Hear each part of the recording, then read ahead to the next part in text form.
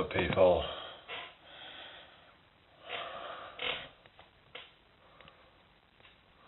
Hope you're all well.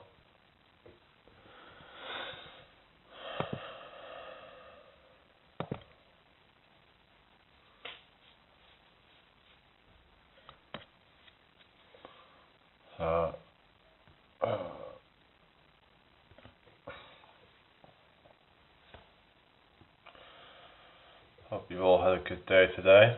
So I just did a workout live, if you didn't see it. So, feeling pretty good.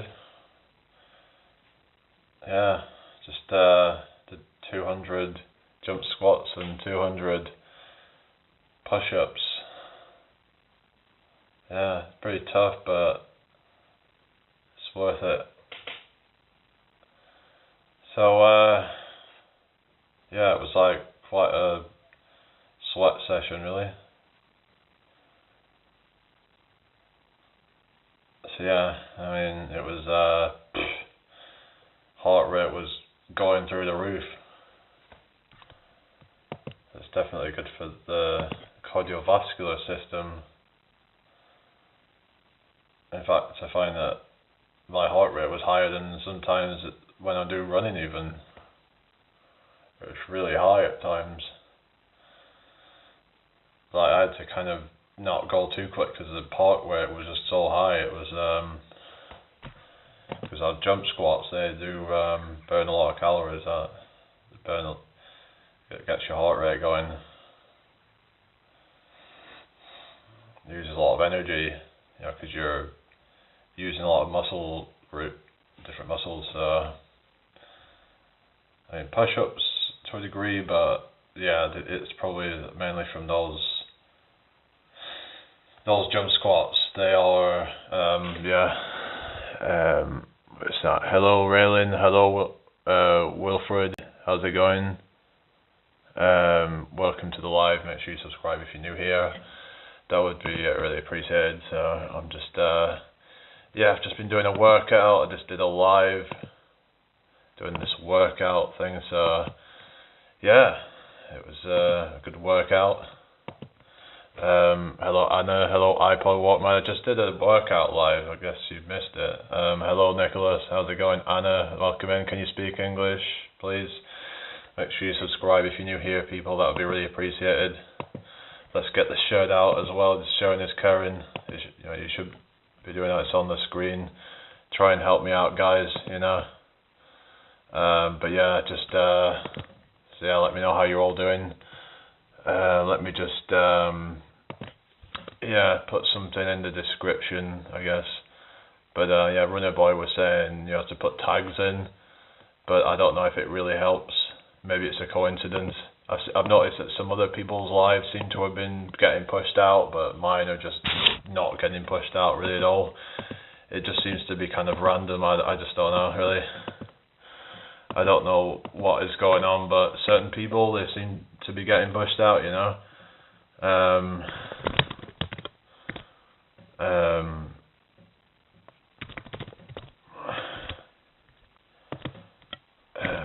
Feel free to ask questions, guys.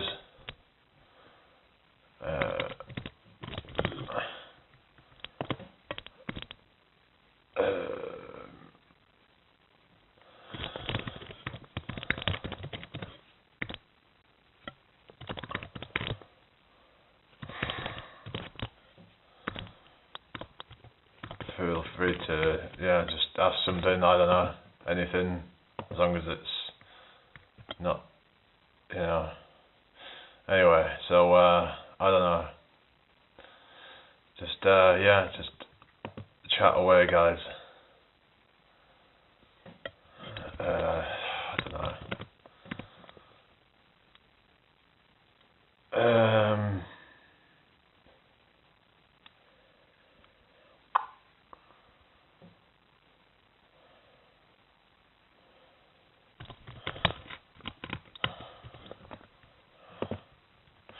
Alright, here we go. Is everybody okay then?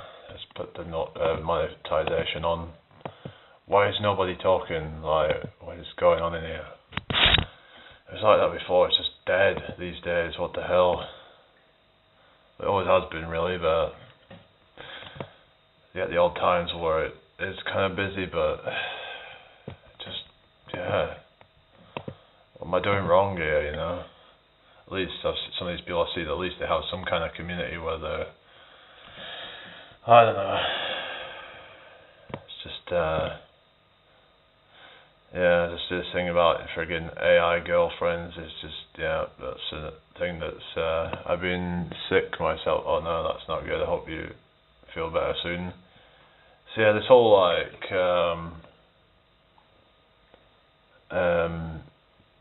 yeah, the whole kind of like AI girlfriend thing, you've got all this like, you know, it's like, it feels like we're kind of like, yeah, it feels like we're in end times at times, doesn't it? You know, it feels like we're, you know, we're at the end of it all, you know, it feels like we're, I don't know, it's like, what has the world come to, you know, it feels like it's coming to an end, like, that's what it feels like at times, that it feels like things are just going to keep getting worse, and, I don't know, I feel like I've been born at the wrong time. If I'd have been born, like, 50 years ago, 50 years earlier, I mean, even 20, 30 years earlier, maybe, then things would have been different, you know, but it's just, yeah, it's just so messed up, isn't it?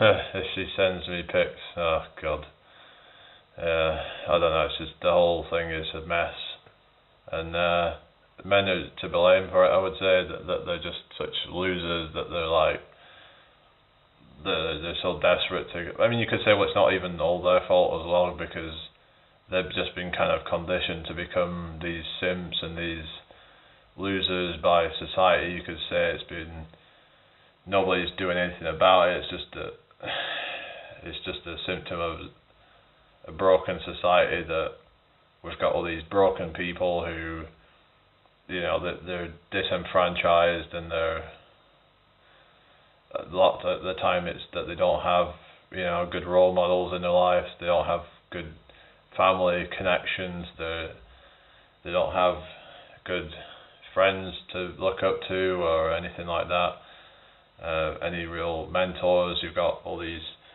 people, like these influencers, you've had people like Tate and all that, and it's just, it's bad for like the, you know, these young people, I think, when they're looking up to people like Tate and people like, you know, these sort of, I would think they're all degenerates, to be honest.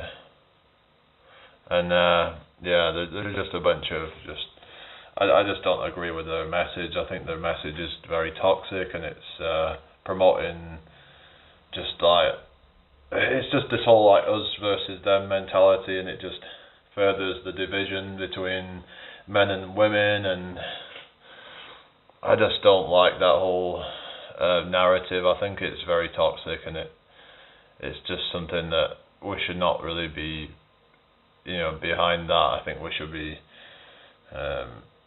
yeah, we should be trying to kind of build bridges between each other, but I know it's hard because, you know, there is all this kind of division, and there's a lot of, you know, kind of things going on with, say, like modern women and modern men or whatever, and it's like they all have their own issues, and we need to try and, you know, come at it with love and not with just like hatred and bitterness to each side. Like, we should be trying to help each other. We should be trying to give out, you know, actionable advice to each other, and to try and help each other be mindful of that, you know, that there should be, you know, like, you know, for example, you get these women who just kind of, they've kind of just bought into this whole narrative of like feminism, let's say, and it's like, then, you know, it's like, it's about not hating them, it's like, it's about trying to just understand them and try to show compassion wherever they're at. And yeah, we don't want to be just like falling for the whole kind of men versus women narrative and trying to like compete with each other. I don't think we should be doing that. We should be trying to cooperate with each other and try to, it just ends up being just just really just like creates a bad environment. And we should all be trying to live in symbiosis with each other and help each other to, better ourselves as a society and individually. So anyway, hope you've all had a good day today, people. But everyone just wants to kind of pick a side and be like, I'm on the feminist side or I'm on the men's rights side. It's like, to me, they're all kind of like part of the same kind of, it's kind of like like I said, this whole us versus them thing. And it's like they do it with a lot of different things as well. I just tend to find I just stay in the middle and just kind of not be taking sides on things. It's like I realise that everybody has their own struggles, everyone has their own battles that they're facing. We shouldn't be trying to like that, my issues are more important than theirs. They've all got to listen to me and I'm not going to listen to them. It's like, if you expect people to listen to your issues, you've got to be able to listen to what they have to say about their own problems as well. And I think we have to just be mindful of that and try to be patient with each other, because otherwise nothing's ever going to get done. It's just going to stay in this kind of us versus them kind of narrative. So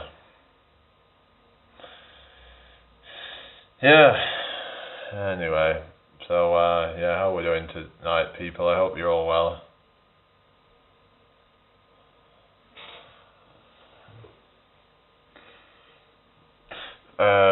Everybody's finally getting tired of politics, I think.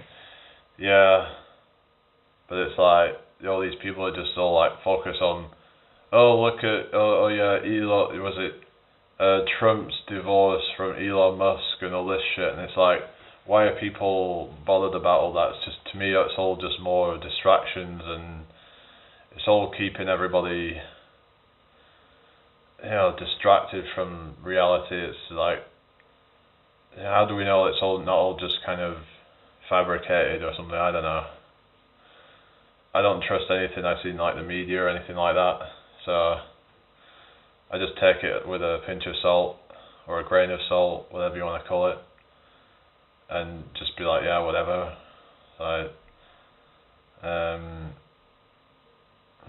Because the thing is, if they're putting that stuff out, then what are they doing, behind the scenes that they're kind of trying to distract you away from, Because I think that's what they're trying to do, is they put out all these things that keeps us distracted, keeps the masses distracted, just keeps you in this kind of fantasy of that, Trump's this kind of savior or whatever, and that all these people are kind of like, they either think he's a savior or they think that he's like the devil or something. It's like, I just feel like it's all designed to be that way. It's all designed to keep everybody, like I said, the politics is all designed to keep everybody to pick a side. But you've got a lot of these, like I said, you've got these influencers like Tate or whatever, keeping you in that sort of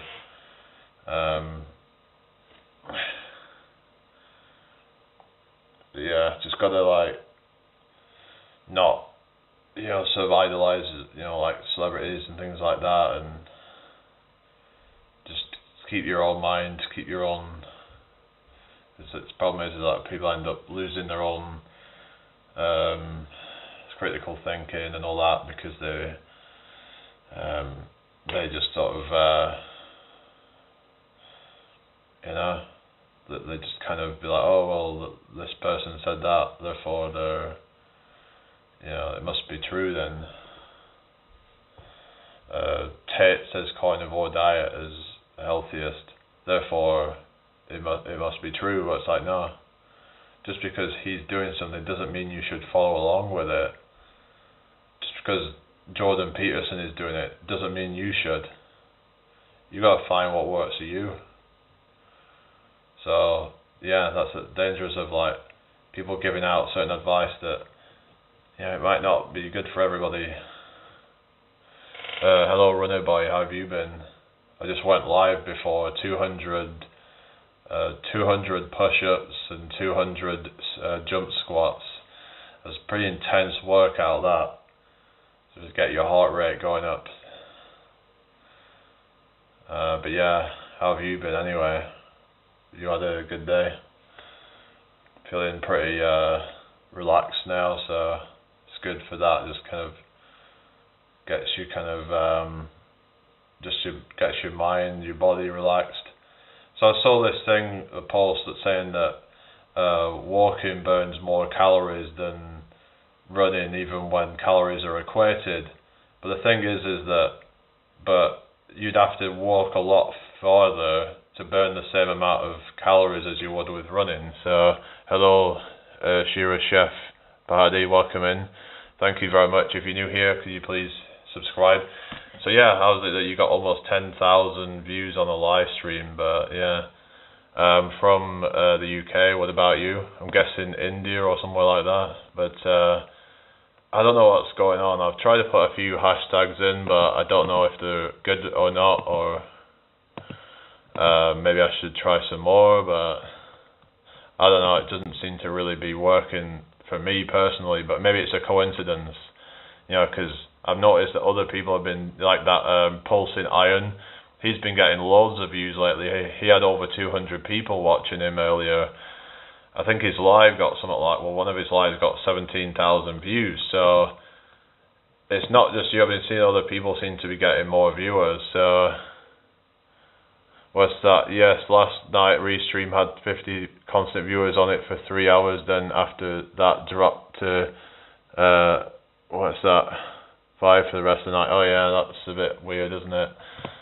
But that's good that you had 50 constant viewers. But yeah, you just don't know what's going to happen with these things, do you? It's just very random and chaotic, really. I don't like it. It's just, I don't know. There's just not a constant viewer base on here. There's no real community, I don't feel. It's like there's the odd people that come back and stuff, but like most of them just seem to be kind of, I don't know. It's not like the old days. I don't know. Something's changed.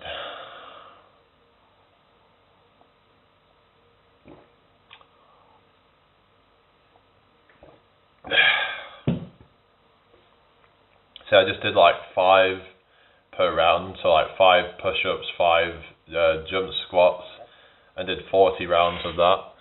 Yes, got about 70 watch hours for it, so I think I only need 150 more to go. That's good then. It's good that it's helped get your watch hours up.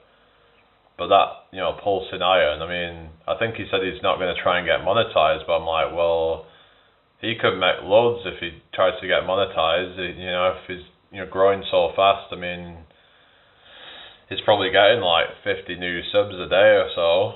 Before you know it, he'll be on like fucking 10,000 subs, so he could be making loads if he decides to get monetized. But I don't get it, like when some people just decide not to bother getting monetized. Well, if you can, you might as well, oh, I'm not doing it for money. It's like, well, why not have that as an option? I don't know. It's like, I don't know why people just like limit themselves like that. I don't know. It's just one of those things. But yeah. And the thing is, they've started to put ads on people's videos anyway. So even if you don't get monetized, they're still gonna put ads on your videos. They may not be able to monetize for other reasons. What do you mean? What reasons? Like, I don't understand. Like, why would he not be able to? I think he said he just wasn't interested in monetizing or something. I don't know, but I don't know why you wouldn't be able to.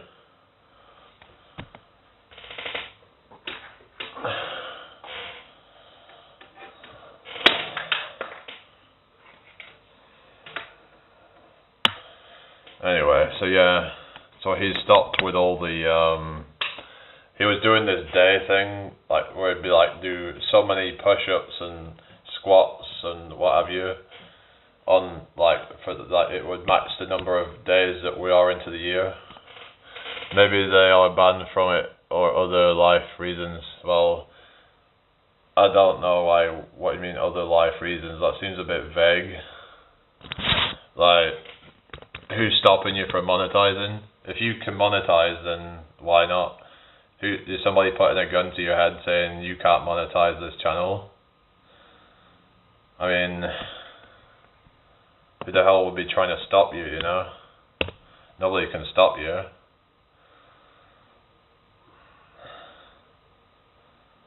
I mean, if you can make the money, then, you know, why not? Anyway, people will do what they'll do in it, you know?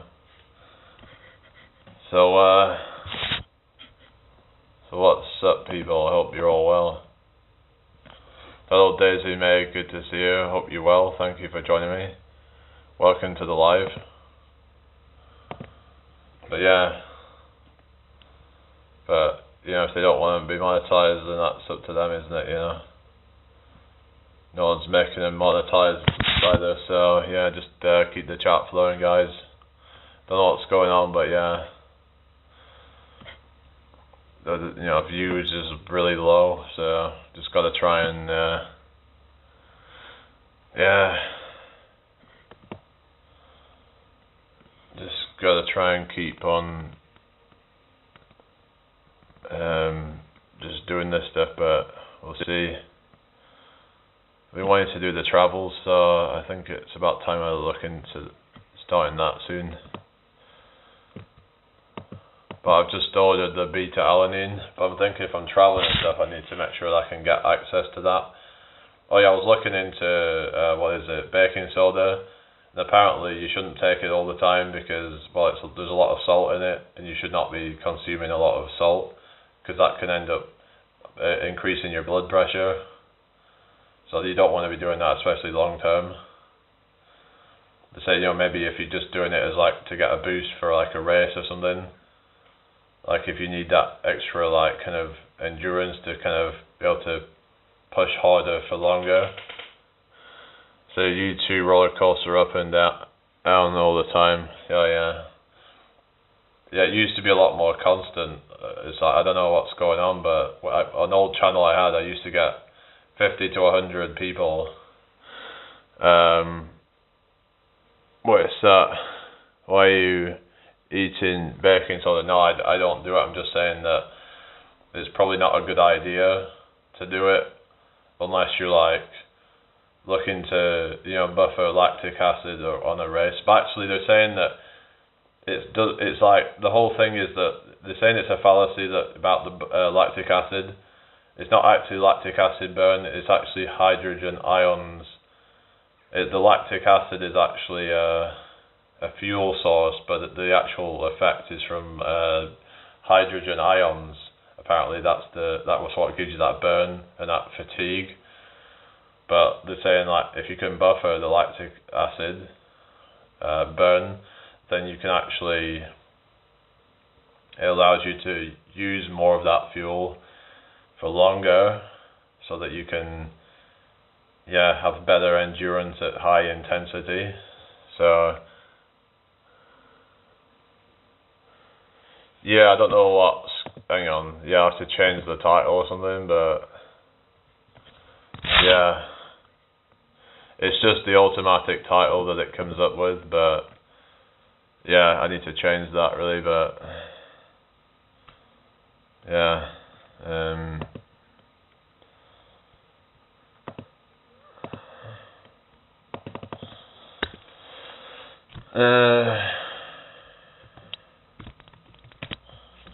Let me just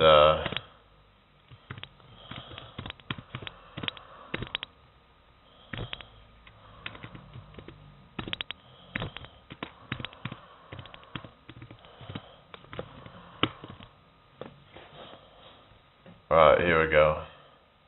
There we go. That'll be a better title now. So yeah, What's everybody been up to today then? Is everybody okay? If I didn't know you, I wouldn't bother clicking on the live with that title.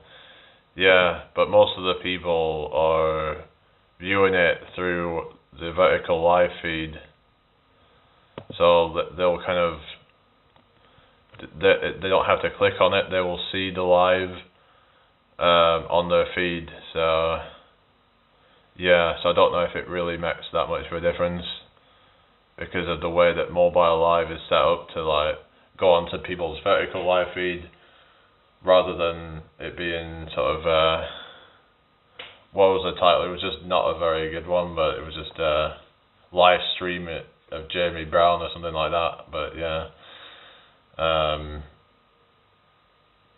But even when I've had like decent titles, it doesn't feel like it's really made that much of a difference. So sometimes I just haven't really bothered to try and optimize titles because it just maybe I just haven't given it enough time to try and have good titles or whatever. I don't know. Yeah, it's like I need to see results, otherwise I'm just not gonna bother. So, well, I'll just see how this goes then. Let's see if it pushes out more now with the change of title or something, but I don't know.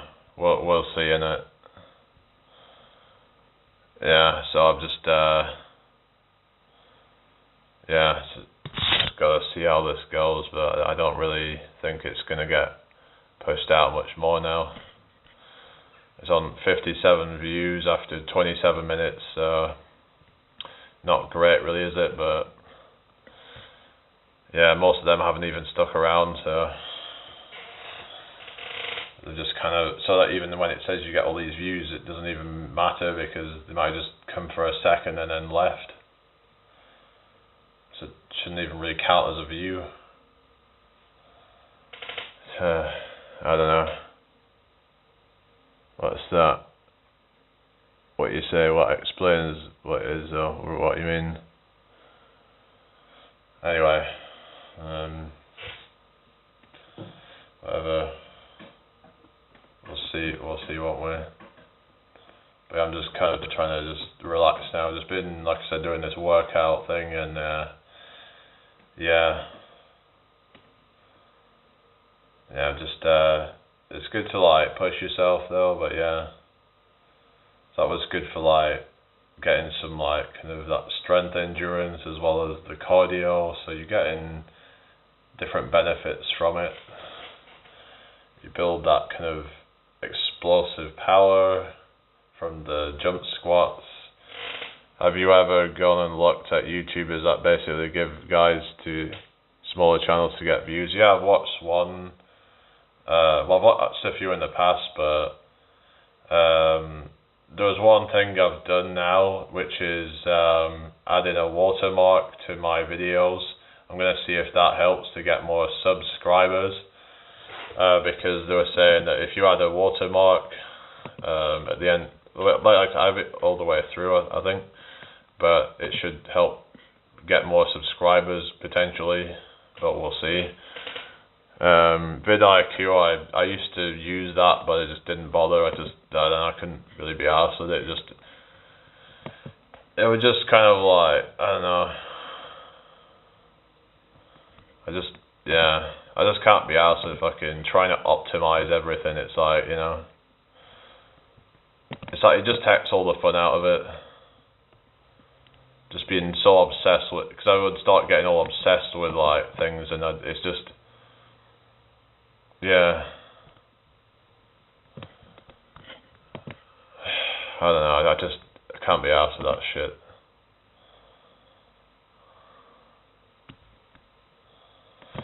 Yeah.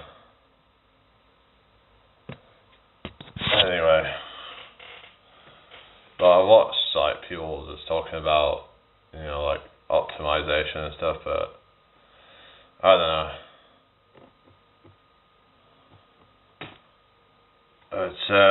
But there's people who literally seemingly do everything wrong, but yet they get loads of views somehow. They don't have any tags. They have basic thumbnails, and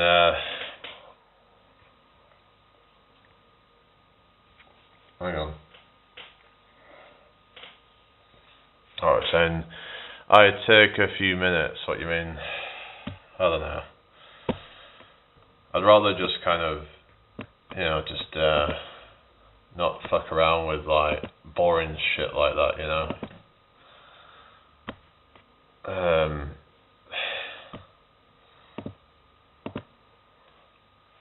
I don't know. Some people seem to just blow up their videos. They don't have any like special editing. They don't have any special thumbnails. No tags. No nothing. Somehow they just blow up. I think a lot of it's just down to whatever content they're putting out, and if people relate to that, then they'll click on it. And I don't know. Maybe in that case, those things just don't really matter that much. So I'll see some videos getting like tens of thousands, hundreds of thousands of views within like a few days.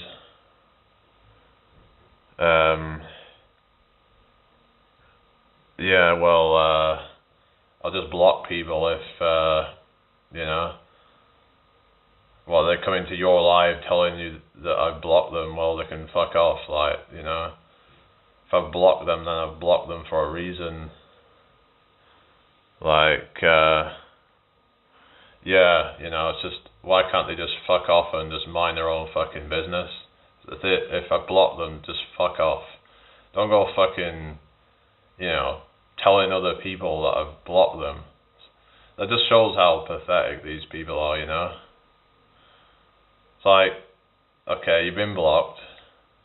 Take the hint and just go. Forget about it, It's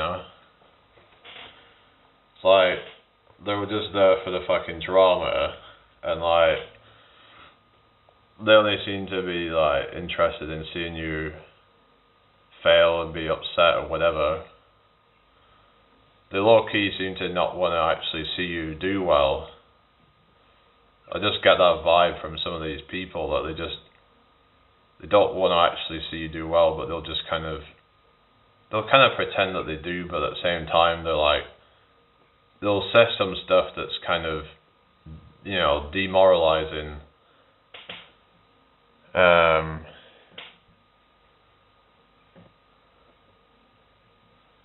I mean,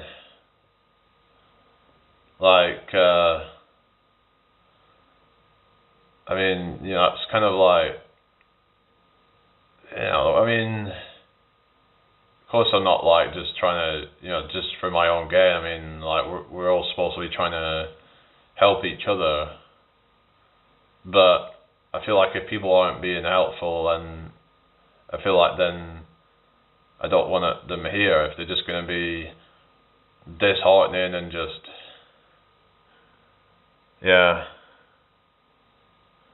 if it's being like disheartening and just trying to kind of dissuade me from trying to kind of make something of this by trying to say stuff like, oh, it's all drama, and it's all good, or the only way of doing well is to do drama or some shit like that, And then we had someone else in the chat the other night who I blocked, who was saying something like, oh, it takes 10 years on average to get traction. How is that encouraging? Saying that they think that I'm being, this was somebody else saying that they think I'm being entitled because they say that it takes 10 years on average to get traction. How the fuck is that encouraging? How is that supportive to say shit like that? Because who the fuck's going to wait 10 years to try and get traction on their channel,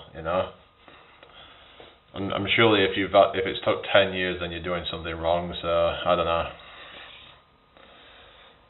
Yeah. So you just have all these people that are just like, but then, Ken, another note, in my opinion, trolls are good for your live stream. Yeah, but I just can't be doing with them. Like, it just really just irritates me. Like, I just can't be doing with all the negativity. It just really just like gets under my skin. So maybe that's something I need to work on, but like, it's hard to just keep these people here when they're just trying to try and piss me off. because it feels like they're just deliberately just trying to get under my skin.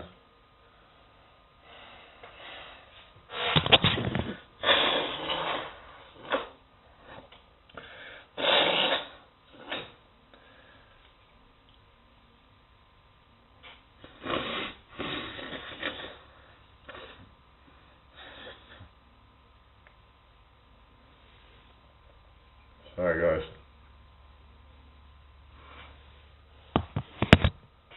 Alright. I always try and turn them around and get them to like my stream. Well, I mean, they might have liked my stream. I don't know what. It's just... You might say that's part of the reason why my channel's not been doing well, because I've blocked so many accounts, and I might be, sabotaging my own channel because I block so many people quite easily. But it's like, if they would just be kind of good people, then I wouldn't feel the need to do that, So I'm kind of like, if you have nothing good to say, then don't say anything. But not everyone's gonna be like that, so... not be a troll anymore and turn them into a loyal sub, right? Yeah. But it's hard to know if they would just turn like that, because some people can just be chameleons and just switch up, and I don't know. There's just so many dodgy people out there where they might just do the whole bait and switch thing, and I just don't like that. It's just toxic to me, and just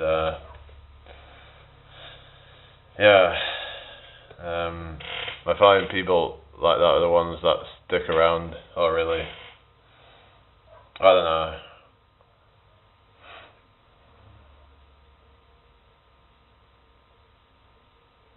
Yeah.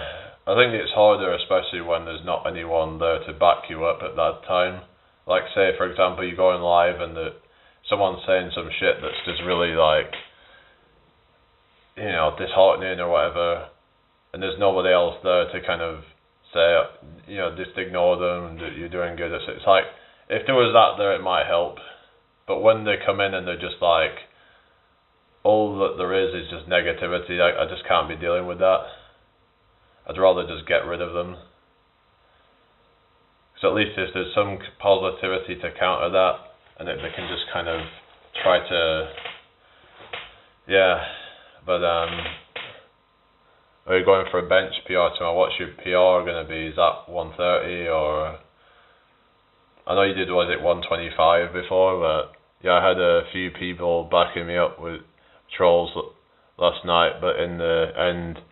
they all got along. Oh, that's good then, I suppose, if people can get along, but I don't know, it's just, I just don't like kind of shifty kind of people, because there was this whole drama going on a while ago, and it's just, 127, right, probably then the 130 I might attempt. Yeah, you just have to see how 127 feels, but yeah, just gotta... just kind of, just go by feel, haven't you, Oh yeah, what does that term grease the groove mean? I've heard people going on about grease the groove, GTG, what is that about in terms of lifting, I've heard, yeah.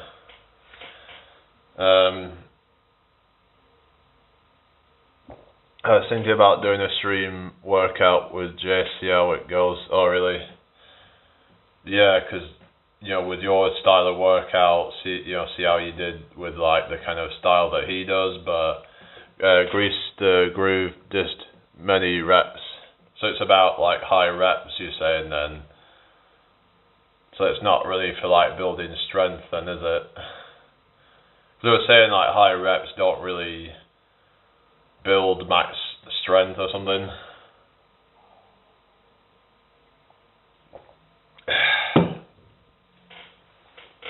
Oh no, alright. Yeah, it's more for just endurance. It's more the style that Jace did. I was trying to do that tonight with the 200 push-ups and 200 jump squats. Pretty intense workout, so Could be singles, like a lot of heavy singles. Alright, so more just like in terms of, yeah, if you're doing like strength, then it would be like just doing a lot of repeats.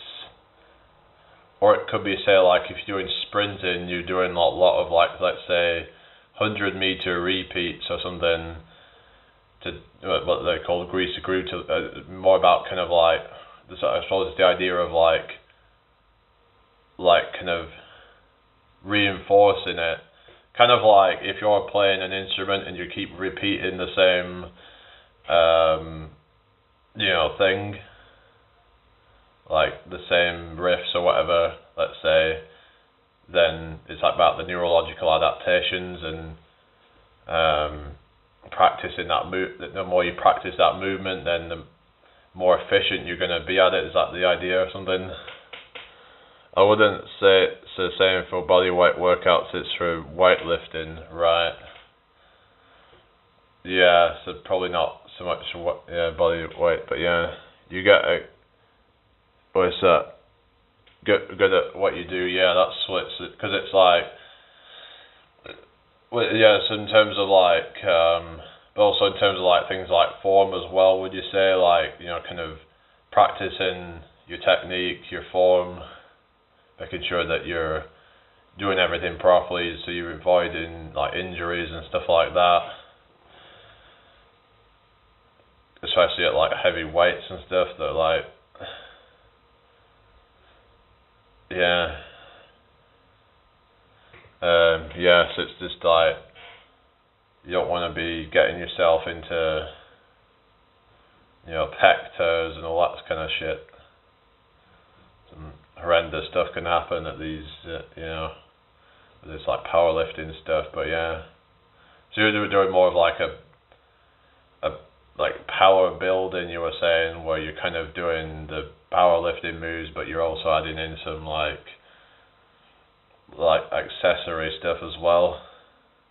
So I was looking into like the muscles, or let's say like a deadlift trains, and it's mainly lower body, like it's mainly what they call posterior chain, glutes and hamstrings apparently mainly are trained, but it's also going to train the back to some degree as well, like the spinal erectors, but apparently they're only used as like mainly for like stability, rather than like as a kind of main muscle used for it or something.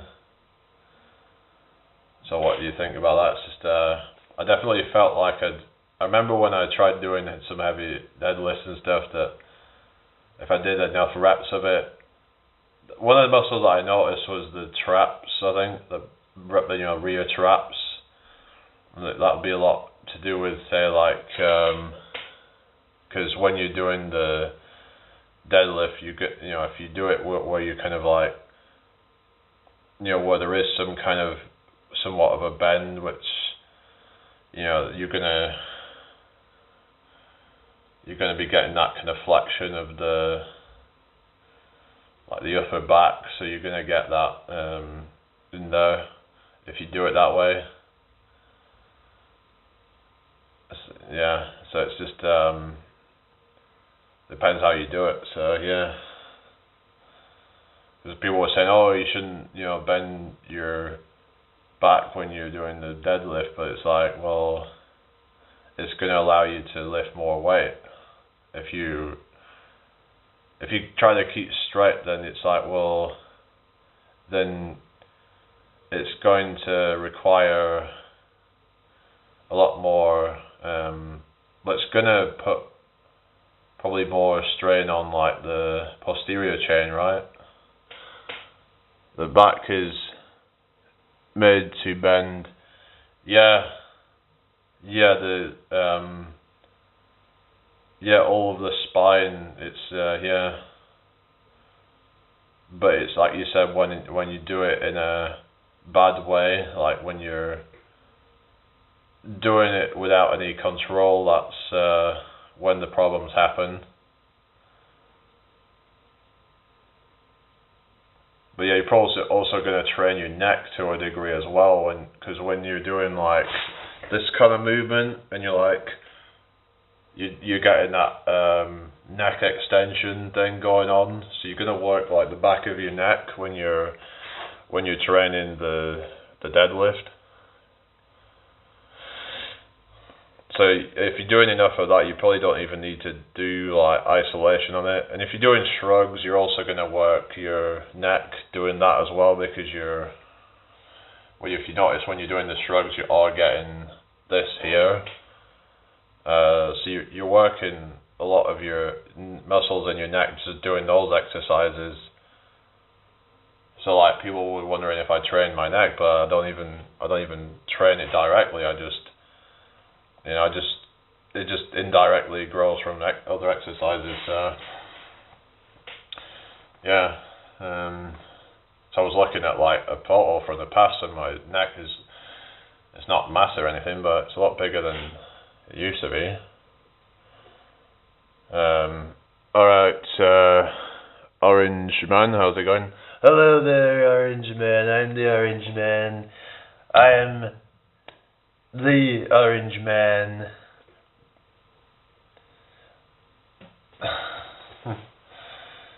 Yeah, so anyway, hope everyone's well. Neck measurement. I'll just show you like an old photo, I guess, but you'll see the difference in the development. But you can see that obviously yeah. I don't know what your neck is at the moment, but yeah. Do you ever train your neck? But some people train it directly, and maybe for some people it's a good idea, but look at that, guys. You can see the differences right away. I've also improved my jawline as well. Can you see that? Look how like kind of weak my jaw looks there compared to what it is now. So you can see the massive differences, like yeah, the green screen setting. Yeah, maybe I should try that, but I don't know if I can do that on here. Hang on a sec. So I'm on Prism, so I could possibly. Maybe that might make it more interesting, because I know my walls are a bit boring. Let's see what we've got. What's this one?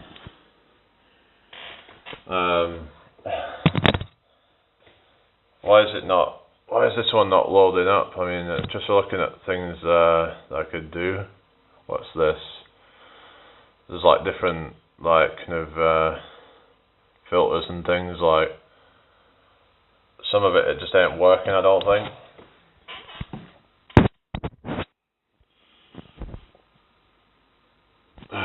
What the hell? Alright, just forget about that one. So let's try some different ones.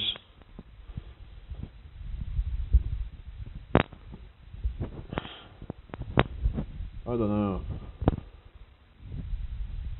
Don't know if that. Yeah. Don't know if I can get it on this.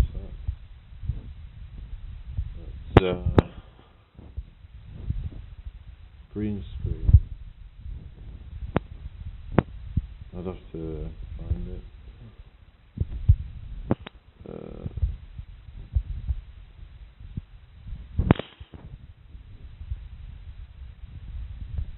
You get different like fucking backgrounds and shit. Look at this. We could try and do like backgrounds. See which one kind of looks best. Just kind of figure it out. I don't know.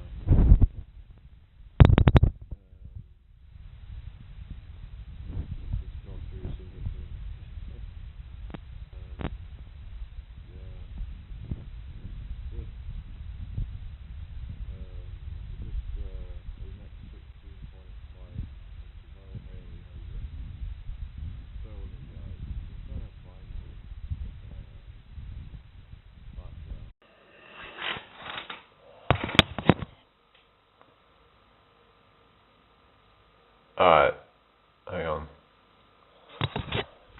going on there. I don't know what the hell was going on with all that, but looks like we're restarted. So let's just text. Oh, hang on, that's already there. Don't need. Hang on. What is going on here? I'm getting really confused now.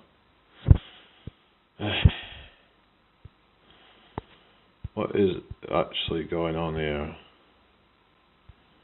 This is just so.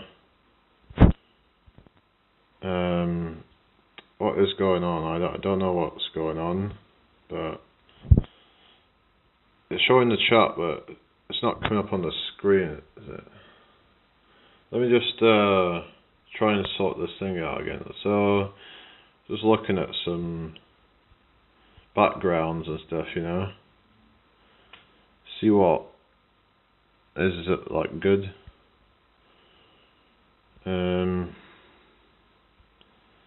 Look at some backgrounds that I could use. Like,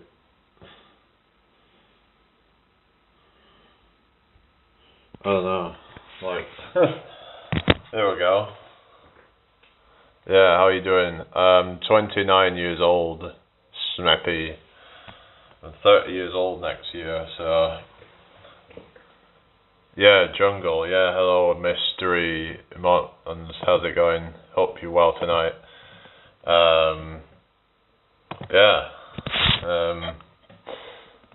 That's better. Yeah. Well, glad that that's sorted out now. So what's everybody been up to this weekend? Let me just sort out the jungle theme is quite cool, isn't it? Welcome to the jungle. That's right. Welcome to the jungle. Hardest drug I've ever taken. Hardest drug I'd say is like, I don't know. I don't really do drugs. I mean, unless you count sugar and what is it, all that kind of stuff. I'll be waking up early tomorrow to walk 10k. Oh yeah, because you're getting like in condition for the what is it?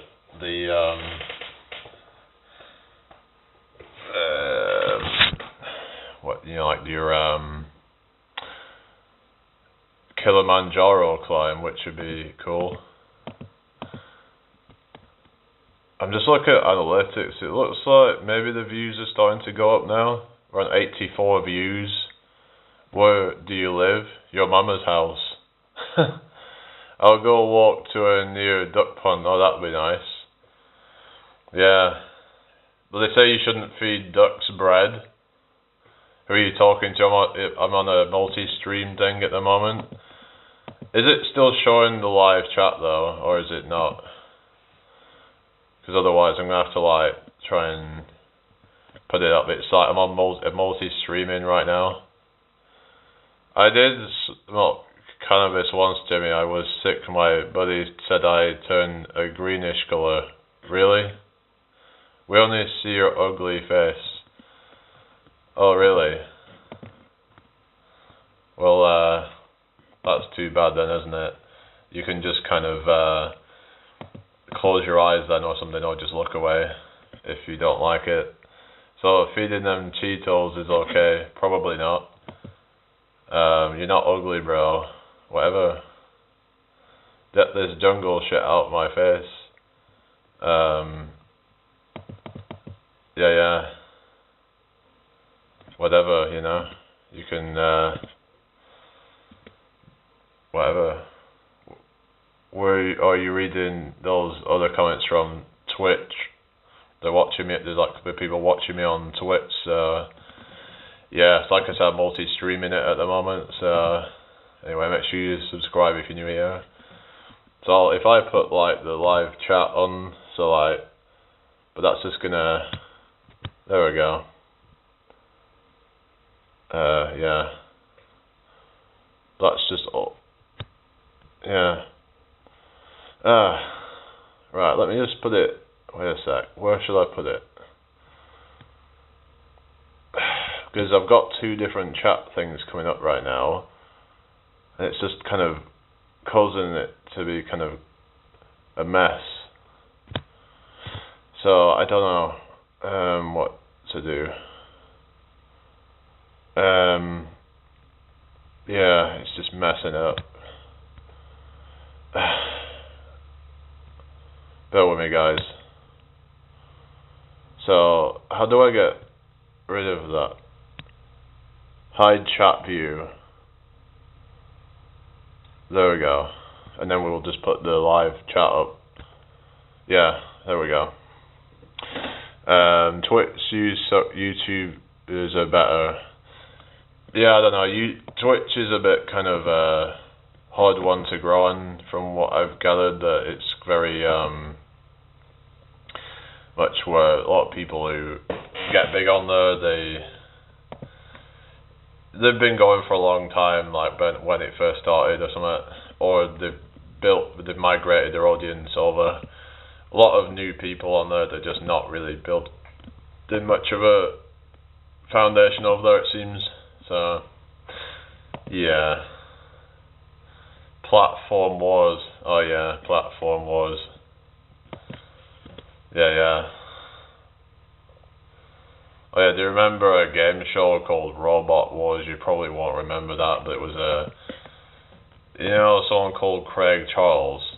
He was the guy in Red Dwarf. He used to host that show. It's where they had these kind of remote control robots, and they'd like fight each other. They would be like crash and fight. They'd be like, they'd have to like destroy each other. Oh, you've seen Robot Wars? Yeah. Razor was the best robot. Oh yeah. I'm surprised you would have seen that, because isn't that like a bit before? Because I know you said you was like 24, so that show was going like late 90s or something, early 2000s. But yeah, I hope everyone's well tonight.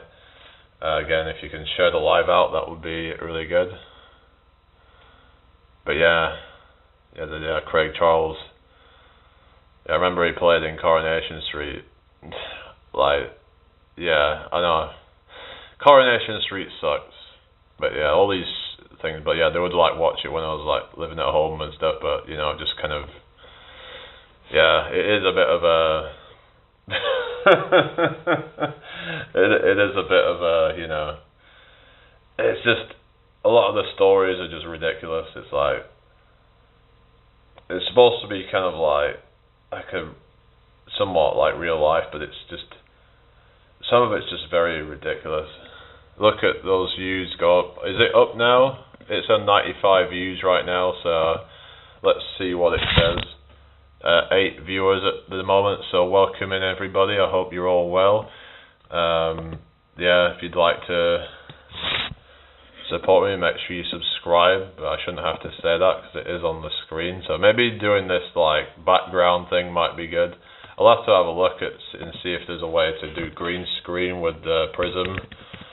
I don't know if they've got that feature, but a lot of these things do have their own green screen now. I remember back when I tried using the StreamYard to do a green screen, and it was terrible. Hello, Golden Skull. What's that? Hypno Disc Proper Destructive? Or is that on Robot Wars or something? Yeah, I only watched it like a few times, but yeah. Leave a comment, guys. Yeah. If you're new to the channel, make sure you put a comment on the video. I'm gonna try and get some more content out and stuff. But yeah, I'd like the kind of like the natural feel to it, like we're in a jungle. Yes, it was on Robot Wars. Yeah. I'll tell you another game show. Has anyone ever seen a game show called Scrap Heap Challenge? That was another one that used to come on way back in the day. There used to be some good game shows, on back in the day, like Crystal Maze and like Fort Boyard. There's some good game shows, but what is it that even comes on anymore? It's just kind of shit, isn't it, really? I don't know. StreamYard is all pay to use now. Yeah, I think you're allowed to say 20 hours a month.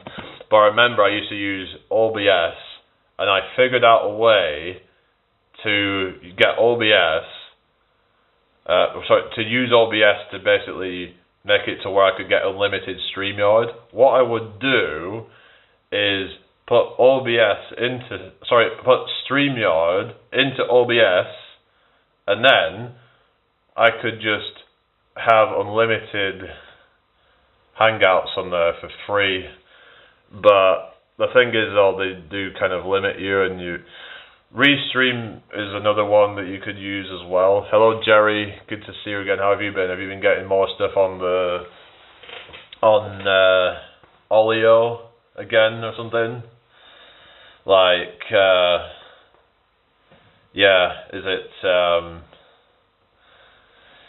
you've not get poisoned again, I hope, because you were saying that you were, there was that time when someone offered you some off food that was like, dodgy, and then you had a dicky tummy, as they call it. But yeah, so anyway, this is about, health, fitness, that kind of stuff. So if you've got any questions, put them in the chat. I did travel to Northampton, to a little place called Oundle outside the Waitrose busking. I did very well, Jane. Why Northampton? That's a very long way to go for busking, but yeah, everything's getting corporate now. Thought StreamYard was free to use years ago. It is. I think it's free to use, but it's like, it's not free forever. It's like, I think you're allowed up to like 20 hours a month, but let's say you're streaming every day for like more than an hour, let's say, then you'd feel like you have to pay for it. But like I said, there is that way if you use OBS. If you have a PC and you get OBS on it, put StreamYard into it, and you can still use it. Or you can just use Restream. You can use Restream as much as you want, but you can only go to like 2 destinations, I think. But the thing with Restream, though, it can be, some people find that it's an issue in terms of bandwidth. There is other ones as well, like Rumble, Live Studio is another one as well. I did try that a while ago, and you can go out to I think as many platforms as you want with that, possibly. But yeah, I use this one just for. The problem is I can't like get other guests on here. But if I was to use Restream or StreamYard, I could do. But Restream is unlimited. It's a bit laggy on the older phones and devices. Yeah, because some people were. I found it was like I'd get some people on my live and it would start messing up, and I don't know if it's on their end because they didn't have the bandwidth to support it. So if they've got weak devices, then yeah, it would not really work very well. But StreamYard, I think it might just be that StreamYard is a bit less kind of complicated. I found like StreamYard was a bit less complicated, so I don't know. It didn't feel as like kind of like Restream felt a bit more. Because I remember you could start doing all these like kind of intros and different things like that to kind of spice it up. I have that problem on my old phone, but my new phone has no problem, right?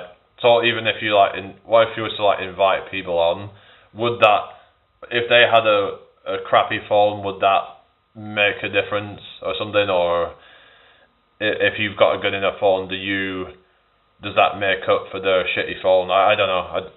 I just remember there were some issues with like at times on Restream, so I don't know. But anyway, I hope everyone's well tonight.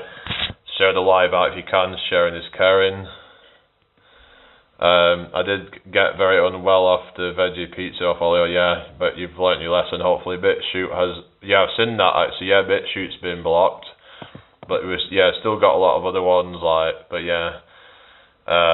it's just a shame about that, but it is what it is. I think they've been pressured into doing that or something. It's just, free speech is just it's under attack, guys, it's like it's just crazy, like this, the state that we're in with like people getting arrested for a post on Facebook, but yet people are getting off with serious crimes. Like someone could abuse a child and then get maybe 6 months in prison, and then you'll get someone put an offensive post out on Facebook and go to prison for years. Like, there's just no justice there, is there? It's just, yeah, it was just like a kind of bit of a fringe platform that's, some of it is there is going to be a lot of misinformation on there, but I think that the way I see it is that all speech should be allowed to be out there. It's like, we shouldn't be trying to, like, if people have a different opinion, then it's like, we should be able to have it out in the open. And by trying to kind of put it into some kind of fringe corner of the internet, all you're doing is just kind of making it, you're not giving people a platform to be able to, go and debate, and then other people could then counter it.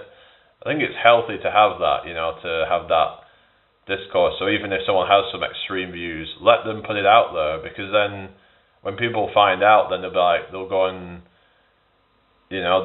debate them. So, but by trying to separate people into different groups, it's just, to be honest, I've been grateful for the Olio app, as at one point I didn't have an income. I was eating brown rice for a while. Yeah, you were saying you was having brown rice and what was it, sultanas was it or something? But yeah, so why did you go to Northampton then? What was the reason for that then? Northampton doesn't seem like the most exciting of places, but the best one that I did was when I was in Bolton. So yeah, that was a bit of a surprise really. I didn't think I would have maybe done so well, but it was like, there was a fair few people there, but it was nowhere near as busy as like York, I don't think. And the day was kind of cold and miserable really, so it wasn't exactly the best condition for it, but I think it might have been because I was the only one there performing pretty much. Because the thing is, if you're in somewhere like York and there's competition and there's some people doing really good, it's going to be hard to compete with that, Some people might choose to support others instead. So I visited a friend I hadn't seen since 2000s. It was a long overdue trip. Well, yeah, well at least you got to see them. And so how much did you make roughly then, if you don't mind me asking? Yeah, might be worth try. I was thinking, when I go traveling, maybe I could do it. The only thing that the problem is that taking all the equipment. It's just because I'm wanting to travel and do, explore different areas and stuff. But the thought of trying to travel with all that stuff could be a challenge. So yeah.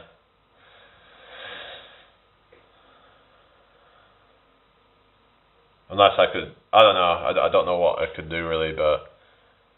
Yeah, so I would like to do some more in different locations and stuff and see what locations are best. So I do feel like maybe in the more kind of not such, saturated places where I could do better, like where there's not as much competition.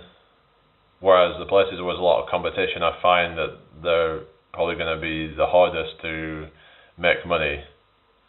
I did really well. I was shocked, over £70 in 2 hours. Wow, that is crazy. That it was a small village outside the Waitrose. They are not used to buskers. Yeah, that's right. So that would be a good idea, maybe a good tip to kind of try that. And because if it's somewhere that's used to it, then it's like, if you think about like somewhere that they're already paying a lot of money to other people, like they see all these buskers regularly, then it's just. It's just one of those things that just, there's that whole kind of, it's like the supply and demand thing, isn't it,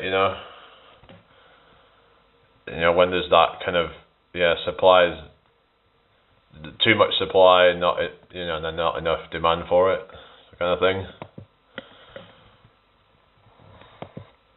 Or whatever, but yeah, just keep the chat flowing, guys. It's very generous, and maybe some of the people in these like smaller villages and little towns and stuff. I mean, maybe like places like Malton might be good for it, and those kind of like smaller towns and stuff. Might have a look at doing it in some of these places. I was thinking about doing it in Selby, but I don't know how it would go there, because I was trying to find a spot to do it. Hi Humour. Finland ended homeless by building housing first. Yeah, I was talking about this thing of like, we need to look at filling up the buildings that we already have, I think.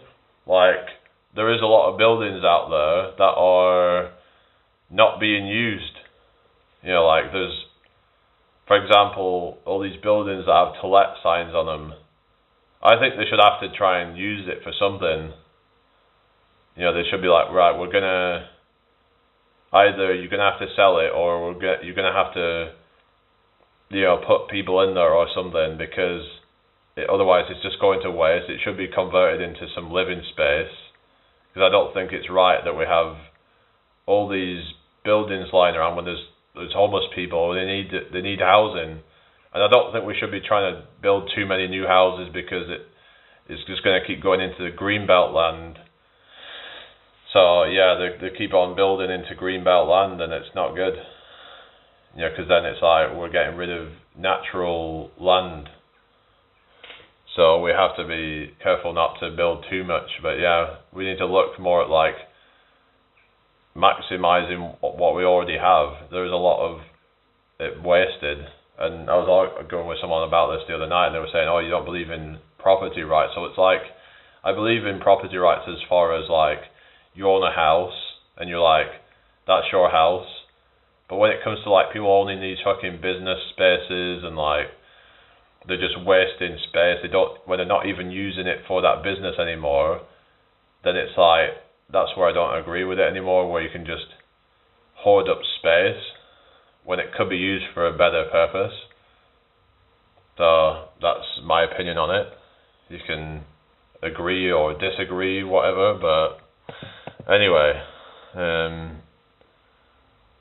but yeah, just feel free to ask questions, guys. So, Runner Boy, are you still there?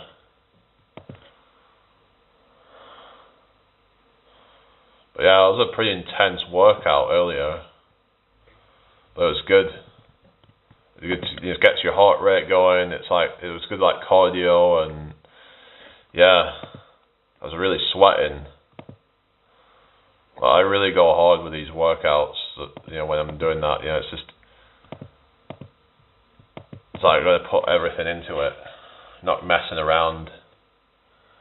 But yeah, like homelessness, like it shouldn't even be a thing, should it? In 2025, it's just pathetic, really. But you could say, well, some of them have done it to themselves, like if they're all these druggies and whatever. But you could say, well, they got into the wrong environment and it's not entirely their fault. I mean, I understand that as well, but yeah. But, you know, you could say it's just, I still think it's kind of messed up that we have all this problem. It's like, and you have friggin' like, what is it, disabled veterans on the streets, you've got, or just, they've got like PTSD or whatever, and it's like, they end up on the streets, and it's like the people that have, you know, served the country, and that's how they get trapped. And it's just crazy, but yeah. Anyway, so let's see how many people we've got in here. Yeah, just keep the chat flowing. I notice there's only one person now, so I don't know. Yeah, I don't know if that's even correct. You just can't always trust these things, can you? But yeah, just share this out if you can. Sharing is caring. But yeah, just housing has become like a problem, and then obviously if there's less housing available, then that can cause house prices to go up. So yeah, I think it's all just done by design, to be honest. It's like, as the rich keep getting richer and the poor are getting poorer, it's just, you know, that's how we are, you know. In 2025, you've got people arguably are producing more output because they've, you know, better technology, they can be more efficient, but yet they're rewarded less. How is that fair? You've got all these corporations just doing nothing, and they're just like taking all the profits from everybody's hard work. And you could say, well, they've been the ones that have set that business up for those people to have jobs in the first place. It's like, I understand that, but without the workforce, they have nothing. So they should actually be like very, hello Casitio, good to see you again, how have you been? I hope you're well. So what do you think? I just think it's not very fair, is it, that like, that you've got, you mean, hi, yeah, okay, cool. So like, yeah, you've got like the people at the top of corporations, oftentimes a lot of them are just like, you know, these, I did some exercise earlier, but you missed it on my previous live. So yeah, not at the moment, but like, I'm just kind of chilling at the moment. But I did 200 push-ups and 200 jump squats. Today is rest day. Is that for you a rest day, you mean? Or certainly not a rest day for me when I've just done like all that. Yeah, so that was a pretty intense session. It took me like 40-something minutes, which is, I think, a pretty good time, so I'm pretty happy with that. Hi Titch, how are you doing? I've been on the buses. Oh yeah, that was a show. Did you ever watch that? It was like a comedy show, wasn't it, called On the Buses? Wasn't it like from like 80s or something? I did go on the coastliner from Leeds to York. Oh really, you went to York, did you?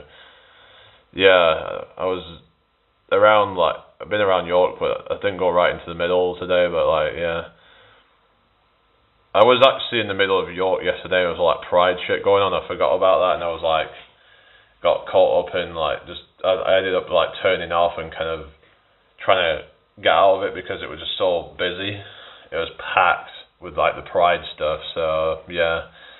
So I decided to kind of go for a walk. I kind of just went down the river and just, you know, made a video. So talk about the state of the UK, because the UK is actually not doing so good right now. You know, you've got all these problems going on right now. You've got this thing where you've got like I said, you know, you've got, I travelled all the way to Scarborough before. Oh yeah. Oh god, bored of that. Bored of what, sorry? Are you on about the whole pride thing? Yeah, I don't know, it's just, isn't it like Pride Month or something? It's like, I don't know, I just find it all a bit, I understand it's like, you know, it's about celebrating, you know, where they've come and all that, with like acceptance of different sexualities and stuff, but it's like, I feel like it just gets kind of pushed everywhere. Everyone's kind of like trying to, you know, they'll put fucking rainbows in their bios of doing all this shit. They're like trying to kind of, all these people trying to virtue signal, and it's just fucking everywhere. Like, it's like, I don't know, I just feel like there's a lot of like kind of narcissistic people out there, especially the people on the, you know, like the T part of it, you know, like I've noticed the rainbow flag seems to be fading out of favour, and the trans is the new replacement. Yeah, but that is kind of part of that whole rainbow thing. They're trying to, the whole friggin' trans thing has just become like a complete load of nonsense, and just like people thinking that if they decide to, you know, decide to be a woman, that like, because their man decides to be a woman, that they can, you know, take part as a woman in a sport or something. It's just ridiculous. I mean, but apparently they're trying to crack down on that now, so that's good. That Leah Thomas thing, apparently they're trying to crack down on it and actually give penalties for that, because it's illegitimate, because she shouldn't have actually won that at all. She would have, like, or he, shall we say, a lot of borderline narcissistic cluster B personality type. Yeah, I mean, there seems to be a lot on like the autism spectrum, because I was looking into this a while ago about how there's a link between like autistic people and like gender identity. I'm good, thank you, on Dark Rep. How are you doing? How are you finding the background? So yeah, basically there seems to be a lot on the autism spectrum. In fact, I actually know somebody from where I used to live, and there was like this house where I was living in, there was like a bunch of like autistic people. and one of them's actually now identifying. I don't know if they're identifying as a woman or either they're a woman or some kind of gender neutral thing. I don't even know, but they've changed their name. I'm not going to say what their name is for like privacy and whatever, but like they've gone from a male name to like a female name or something. Like it's just, I don't know. It's just, are they confused? I don't know. It's that on stream of political advocacy and identity politics. It's run its course. Yeah. If I'm honest, it's really busy. I prefer it like it was before. Oh, really? But I don't know. Some people might find it boring. It's just everyone's got their own preferences, I guess. Yeah, we've got 6 people in the house. So how you doing, everybody? I don't know why the subs aren't going up lately. It's just stuck at 2.48k. It's been stuck there for a while, so I don't know. We'll see how it goes. There's a chat behind the chat. Okay. What do you mean there's a chat? Wait a second. There shouldn't be any, like, is it overlapped or something? What do you mean? In about on the screen there's hang on, it's just had to go through the ads. Oh yeah, hang on, Aaron Clare. I've seen that channel, yeah, I'll just kind of get into that in a sec. Yeah, that's fine, it's the chat on the screen, yeah, that's what I've done. Now, maybe that, I don't know, it's just, some people might like it like that, but... Yeah, Aaron Clary, it's like they're kind of like the men going their own way and all that sort of stuff. There's double chat on the screen, there's one chat on the screen and then there's a chat underneath. Like it's on two. It's like there's on the. Anyway, whatever. But yeah, Aaron Clary. Yeah, he's basically. Yeah, kind of like, I don't know. I don't really agree with everything that these sort of people say. Like they're kind of like putting out this message that men should completely avoid women, but like, I don't know. Like. Personally, I think that if you've never even tried, then it's like, maybe it's worth just giving it a try, but I don't know. I'm kind of getting to a point where maybe they have a point, but I don't want to like completely lose hope in finding the right woman. It's just, I think that's, it's on top of each other. What do you mean it's on top of each other? It shouldn't be. If I go onto my own live feed, there's a chat and then there's another chat. So it's like when I looked on it, yeah, when I go to my own page, it should be fine. It's like there's a live chat. So well, I'm looking at it from my laptop. So I've got the live chat feed, and then you've got the live chat feed on the screen, on the the oblong part of it, if you know what I mean. Just I don't see anything wrong with that personally, but anyway, people will always have some way to, they'll find some kind of fault in it, whatever you do. So I got tired of all the yeah, I don't know, just like, what do you mean, the hello sailor? What's that? I don't know what hello sailor is, but anyway. But welcome to the live, everybody. I hope everyone's had a good day. People always moan, yeah, I know. There's always gonna be people who find something that they don't like, so yeah. You can't please everybody, so anyway.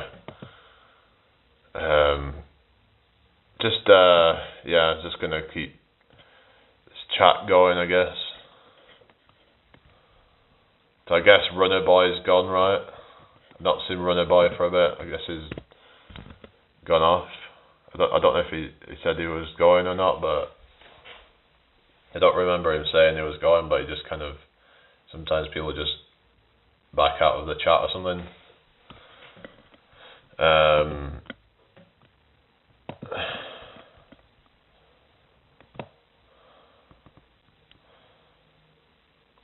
I might actually change the color of the this thing. Bear with me a second, guys. How do I do that? Can I not do that now?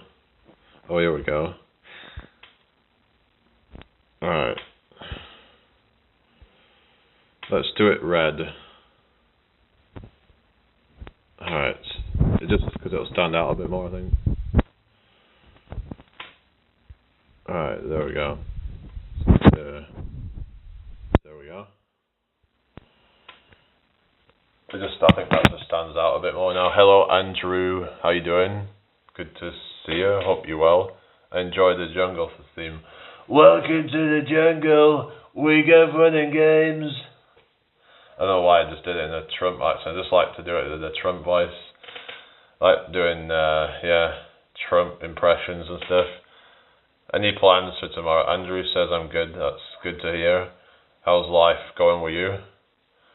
So I'm just gonna I don't know, tomorrow I'll just see how I feel. How are we feeling today and how are you doing? Not too bad, just been doing a workout earlier. I did some push-ups and some squats, it seems the trans movement might lose steam with the way the community is facing massive backlash with sports. Yeah, it's like there's that Leah Thomas thing that's like apparently they're trying to crack down on that. So, and obviously you've got the whole thing with Trump sort of like denouncing the whole trans thing. So they're having a real like meltdown over that. I don't like Trump necessarily, but it's just crazy. Like Andrew says fantastic, tremendous. I don't know, it's like, I don't like Trump, but it's just funny some of the stuff that he comes out with when he was... I remember there was a time when he was, talking about his daughter, and he was like, if you were my daughter, perhaps we'd be dating. That's literally what he said. It's mad that he said that about his own... Well, I know it's not, like, technically his daughter, because it's, like, it's his stepdaughter or whatever, but, like, it's still kind of fucked up that he would say that his daughter is... If he weren't his daughter, he'd be dating. It's like millions and millions. More of a comedian than a president. Yeah, that's kind of how I see him as. It's like Boris Johnson. He was kind of like that as well. Boris Johnson is. I want to build homes for the poor, give them roof over their heads, and give them a chance at life. Ivanka is blood related to him. Oh, really? Is that actually right? Let's have a look. Donald Trump. That's kind of fucked up if that's right then. Yeah. Enjoy your evening and take care, and I'll talk to you on Facebook Messenger. I'll message you. Okay, no worries. You have a good one. Right. So, best viewers on. Okay, I'm not bothered about that. So, what's it?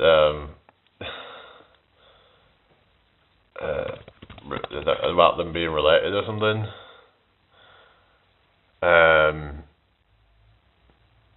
I'd have to look more into that, but yeah.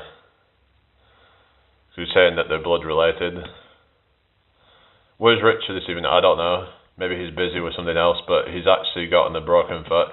We actually went to the gym together a few days ago, and he did this while having a broken foot. He didn't even realise it was broken, but he had to go and check it out because it was painful, and but yeah, he still managed to get quite a bit done at the gym. So yeah, he was actually fairly strong considering things really. He was able to do 60 kilograms on the deadlift, but he might have been able to do like 80 or so if he hadn't had the issue with the foot. So yeah, the max I went up to was like 120 for about 3-4 reps. So yeah, so I mean, if I had like straps, I could probably do more. But yeah, it's just obviously grip strength becomes a limiting factor if you don't have straps. So unless you just like choke your hands up, you can do that to like just give yourself that little bit extra grip if you're going like really heavy. So that's it's just so I don't know whether I should get some choke if I want to push it a little bit heavier to see how far I can really go. It's just that when you're using like straps, it's kind of like, I just see it as kind of cheating because it completely takes the grip out of it. But I don't know. But then there might be a place for that if you want to just try and focus on training the other muscles, like say in like your for example, like your back and your is it your, what they call it, like your posterior chain.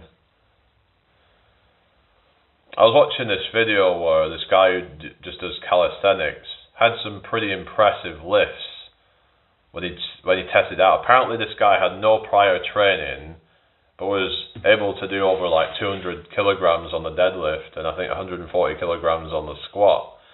So yeah, like that is some pretty like impressive stuff for someone that doesn't train for that. It's pretty impressive for anybody. But the fact that he doesn't train specifically for that and he does calisthenics moves, so it makes me think, is there some kind of is it translatable to a lot of, say like for example you're doing like some of these movements that like more advanced calisthenics moves, maybe there's a translatability to doing stuff with like barbells and stuff like that. Just wondering what you guys think. Is there I mean, there's some impressive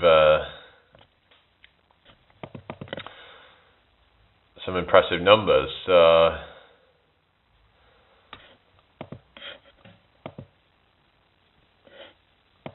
That they were getting numbers that were kind of like what a lot of like powerlifters will be getting. So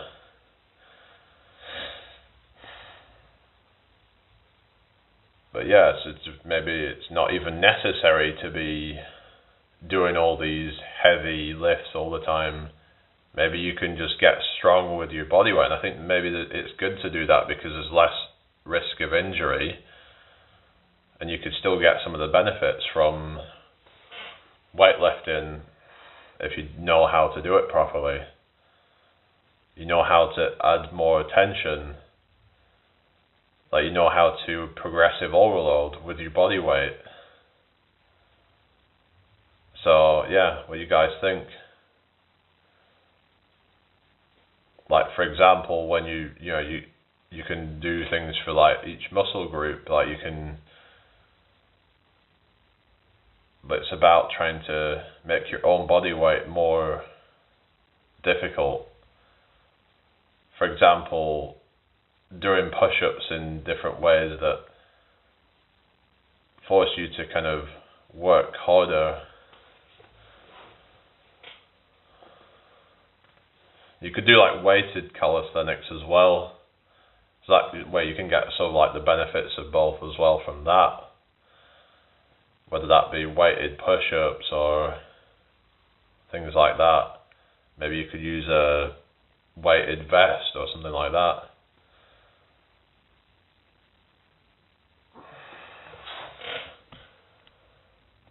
But they were saying that like, they reckon there's more translatability from calisthenics to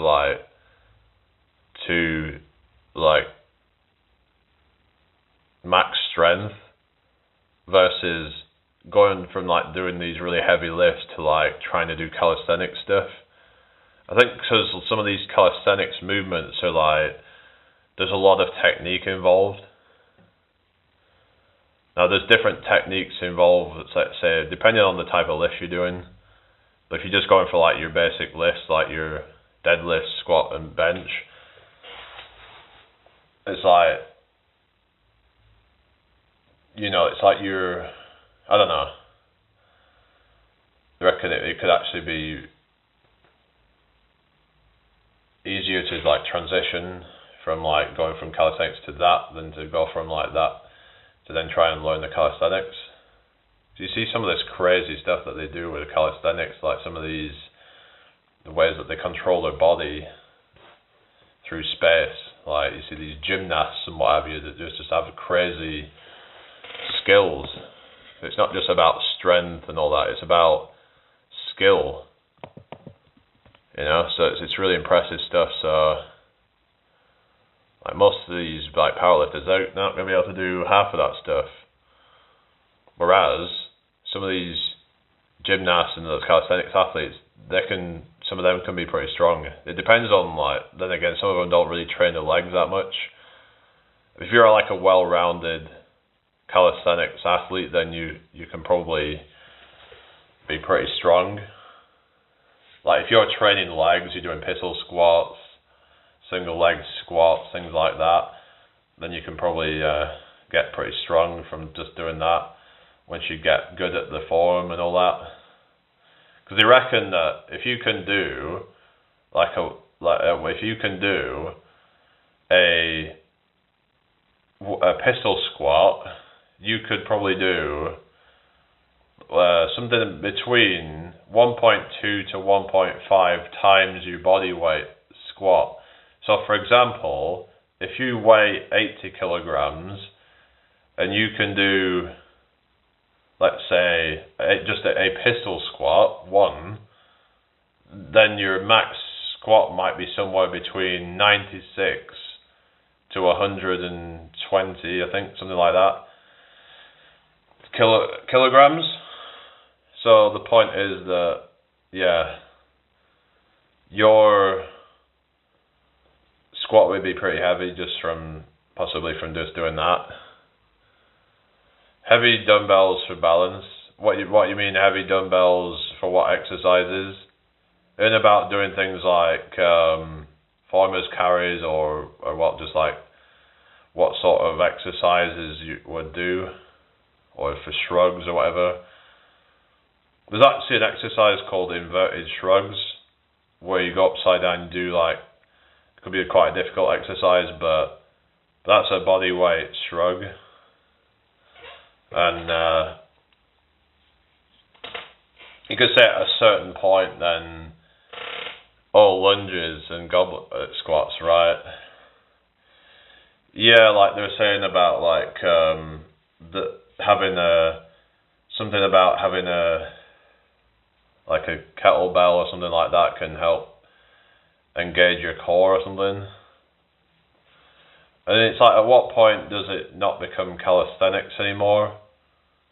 Because I would argue that weighted squats is still kind of like a weighted calisthenics or something. I guess it depends on like the amount of weight that you're using and stuff like that. I don't know, because this is where it gets a bit confusing, because you've got weighted calisthenics. Let's say you got someone strap a bunch of weights on to do push-ups and pull-ups. So what even is calisthenics then in that? Yeah, you know what I mean? It starts getting a bit kind of blurred lines of what it is. Because I remember there was this bodybuilder guy called Bald Omni-Man, and he was talking about weighted calisthenics, but he included squats in that, saying that it is, but you could say, well, it's not. You would say it's not really weighted calisthenics anymore, because once you could argue it's maybe once you get to a point where you're lifting more than your body weight with external load, then it's mostly weightlifting at that point, as opposed to calisthenics. So maybe at that point it's resistance bands can be good as well. I've got some, so yeah. So maybe that's the point when, so let's say you're squatting with like, I don't know, 30 kilograms or whatever, 40 kilograms, then that could be considered weighted calisthenics maybe. But then when you're getting to a point where you're doing 100 kilograms, 150, 200, then it's more just weightlifting at that point, I guess. Whereas if you say let's say you're doing bench press, then that's obviously weightlifting because you're mostly lifting external load. And then you say got pull-ups. I mean, you could say, well, that's weighted calisthenics maybe up to a point where, like, you know, if you can lift more than your body weight. I mean, there's very few people that can do more than their body weight on pull-ups, but you could say technically, if personal opinion, right? What's that? I think a kettlebell above 20 kg is free weights, right?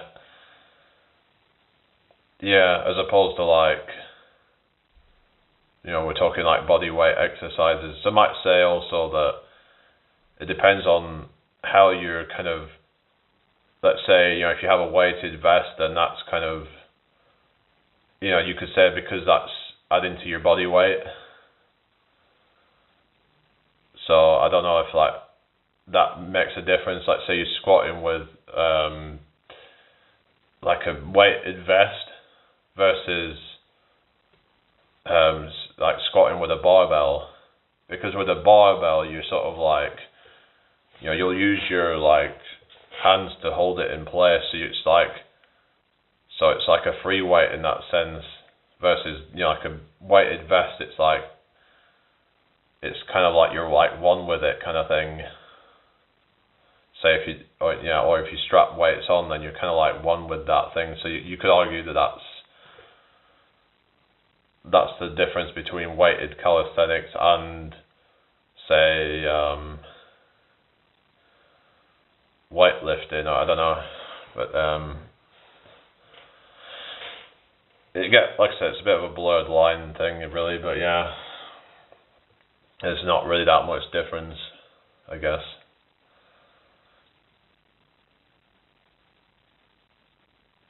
So I remember I was talking with Running Boy about the whole thing of like, because he does weighted dips sometimes, and he does really well with it. You know, at 80 kilogram body weight, he can do. He maxed out at 50 kilogram weighted dips. That's some impressive stuff. There's no way I could do that.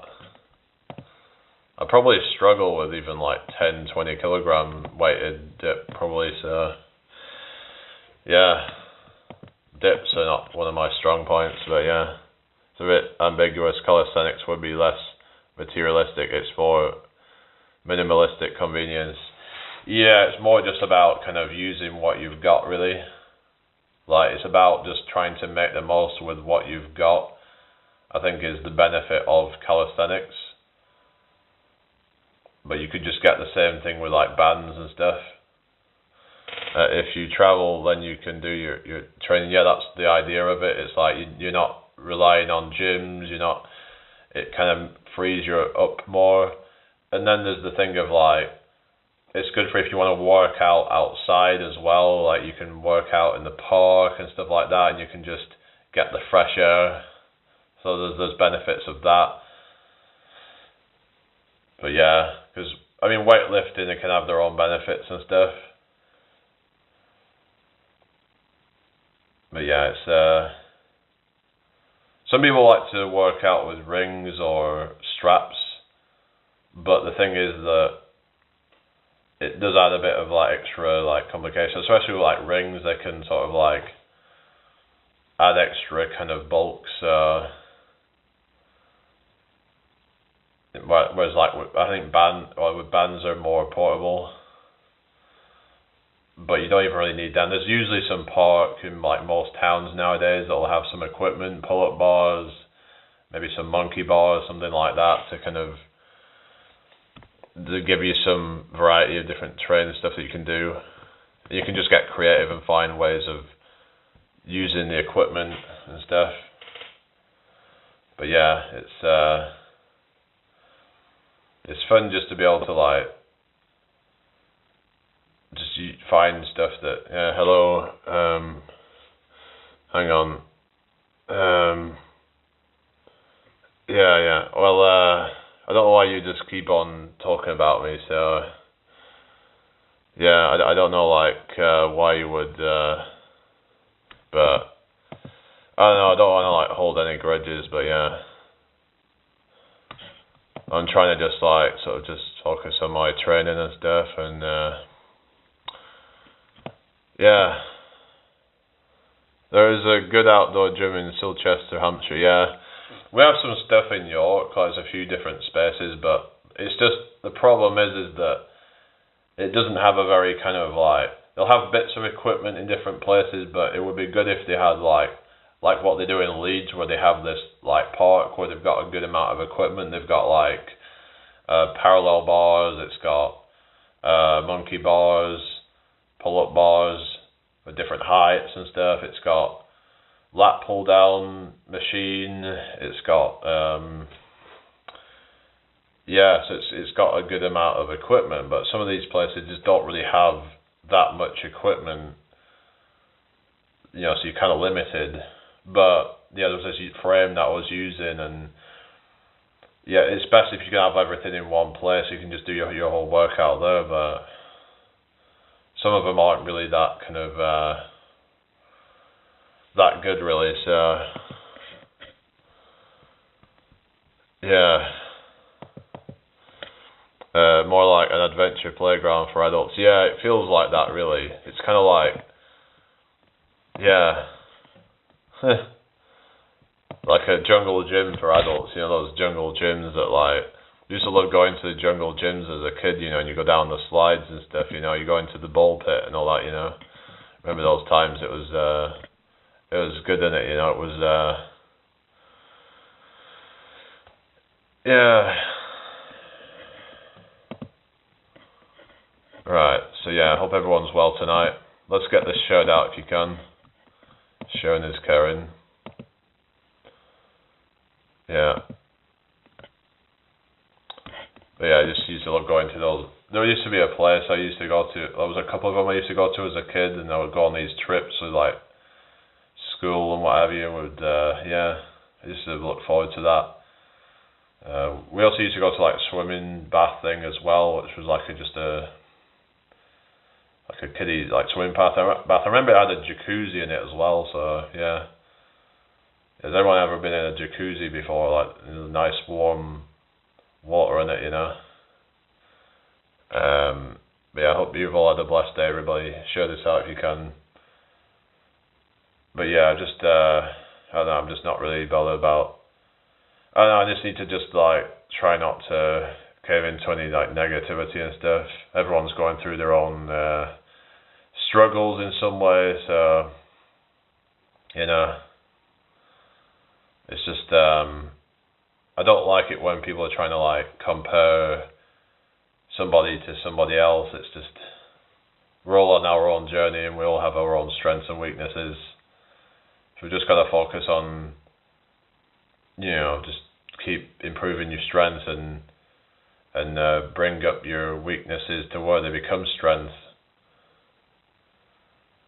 It's like, yeah, there's certain things I struggle at still, but it's just, you know, every time I try it, I'm getting better at it. So onwards and upwards, as I say. So I've just the other day I've ordered some beta-alanine. I'm going to try it out. It should hopefully be here soon. And it's apparently well people say it's a lactic acid buffer, but actually it's hydrogen ions that it's buffering. It's the hydrogen ions is a byproduct of I think it comes from the pyruvate or something. Comparison is a thief of joy, that's right, yeah. So basically, yeah, so pyruvate, so that's produced from glycogen fermentation. So there's been this confusion about people saying that lactic acid is what causes that burning sensation and that fatigue. But they're saying it actually isn't causing that, and it's actually caused by hydrogen ions, and that's what we want to be buffering, basically. If you can buffer those hydrogen ions, we can go at a higher intensity,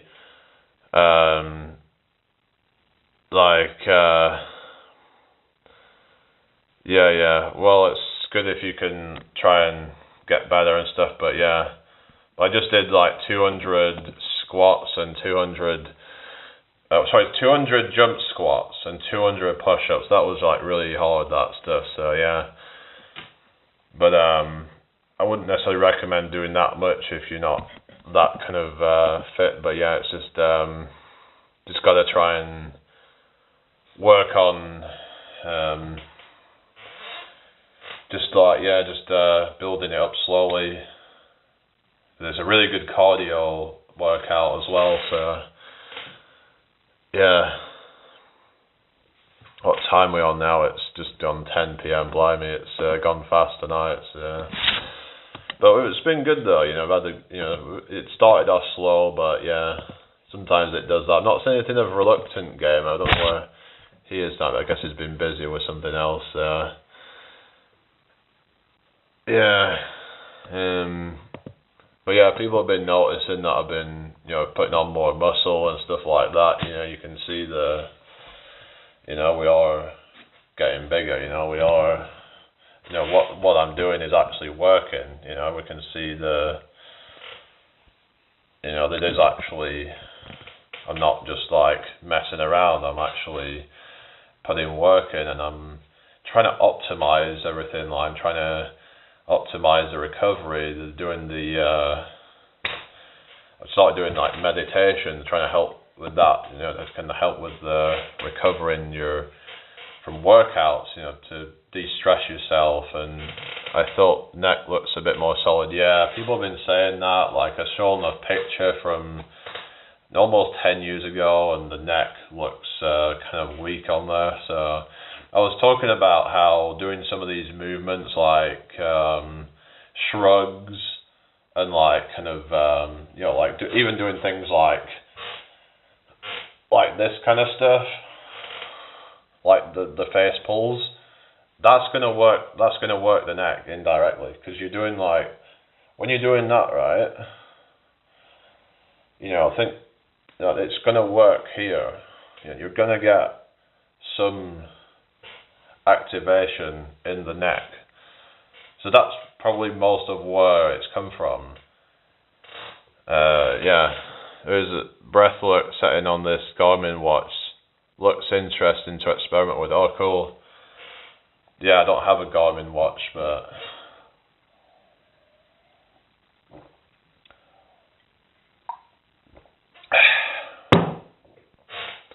yeah, I haven't been messing around. The thing is, I did try to do the one arm hang today, but I couldn't do it. I don't know why. I think it's just because, maybe it's because if you're doing something really, really intense, it does take a bit of time to warm up to it. Maybe I just didn't give myself enough time to warm up, because I think when I tried it the other day, when you're doing something that's so intense like that, your body needs a lot of time to warm up into it. Yeah, because I found that if I don't warm up, I struggle to even do the monkey bars. So I have to kind of warm myself up even to do that. Because to get the muscles to be able to activate properly, get the blood flowing to them. So you just start off with more simple exercise and just kind of work up to it.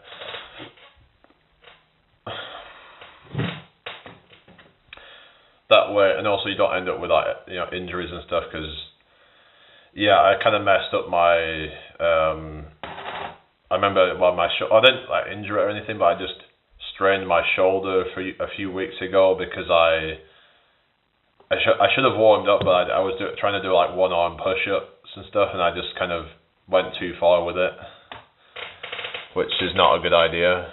It takes 7 to 8 times longer to build tendon strength and muscle strength. Really? 7 to 8 times? I thought maybe that's with steroids or something. I don't know. I've heard that with steroids it's really bad, because they're building muscles so fast and their tendons and all that can't keep up.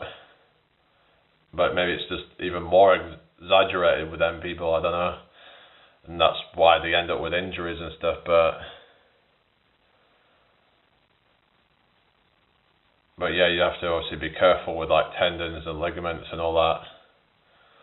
There was actually a time I actually had an arm wrestle with somebody, and something happened in my round here somewhere. So I don't know if that was tendons or whatever, some kind of connective tissue. I don't know what happened, but it was round here where it something kind of like pulled or something, and it like was really it was kind of uncomfortable for like a week or so after that. I could barely even, I was struggling to lift, I was struggling to do like press ups and like bench, because I couldn't, I was even struggling to like, you know, lift overhead for a while. So yeah, I read that in a rock climbing book. Oh really? Yeah, rock climbing is a good one for like building like grip strength and like back strength as well, because you're similar to like doing pull-ups, isn't it? You know, you're building functional strength. Yeah, so like, let's see what muscles are trained with rock climbing. I saw some of them, like, they don't train their legs at all, because it's that sort of like, where they're like hanging off like these is that bouldering or something, I think they call it, where they're like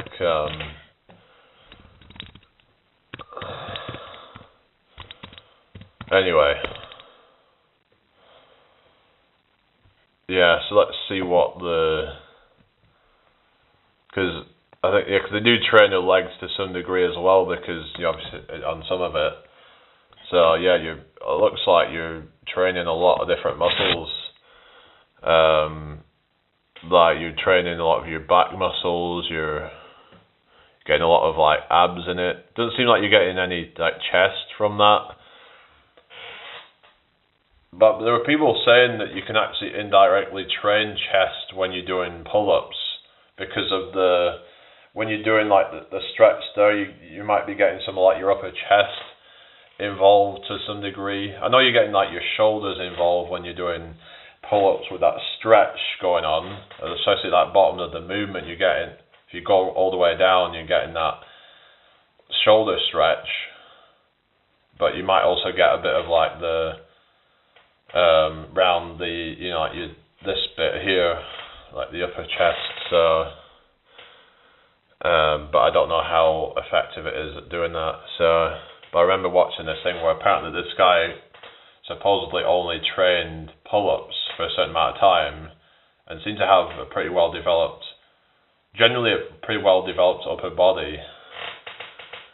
Doing push-up helps with your chest a lot, yeah, but there were people saying that like you can indirectly train it doing pull-ups, but then again, you're better off trying to train each body part separately. Like, it's like you wouldn't train push-ups to get a thick back, really.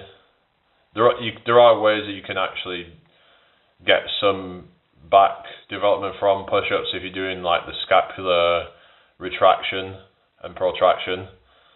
That could, I guess, help with that. So when you're going down, you're doing like the kind of pinch the shoulder blades together, and that's gonna engage some of the, like you can again engage like the traps. I think the rhomboids maybe as well, but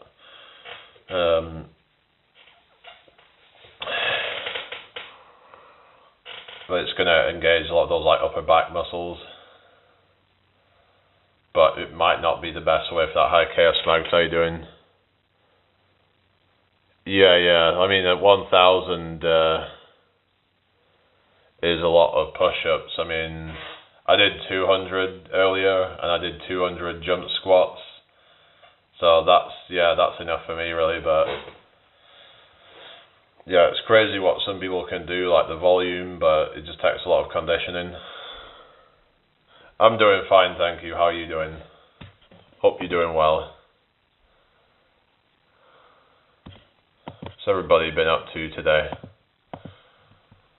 Yeah, just gonna just see how this goes with this new background thing that I've got, and just try things out and just see if it leads to more like growth over time, and see, you know.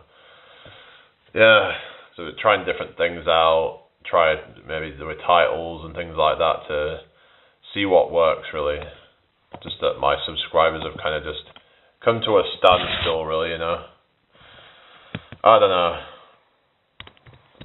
I notice a lot of the people don't watch me anymore, so yeah. I don't know, maybe some of that's my own doing, I don't know.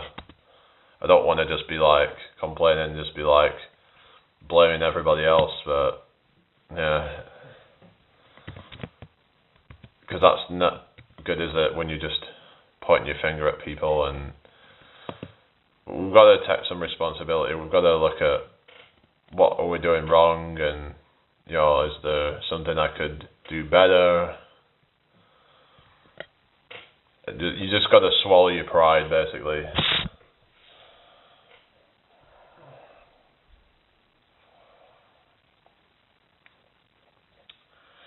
Yeah, it's like if you want something, you have to like work for it, and you also have to admit when you're doing things wrong.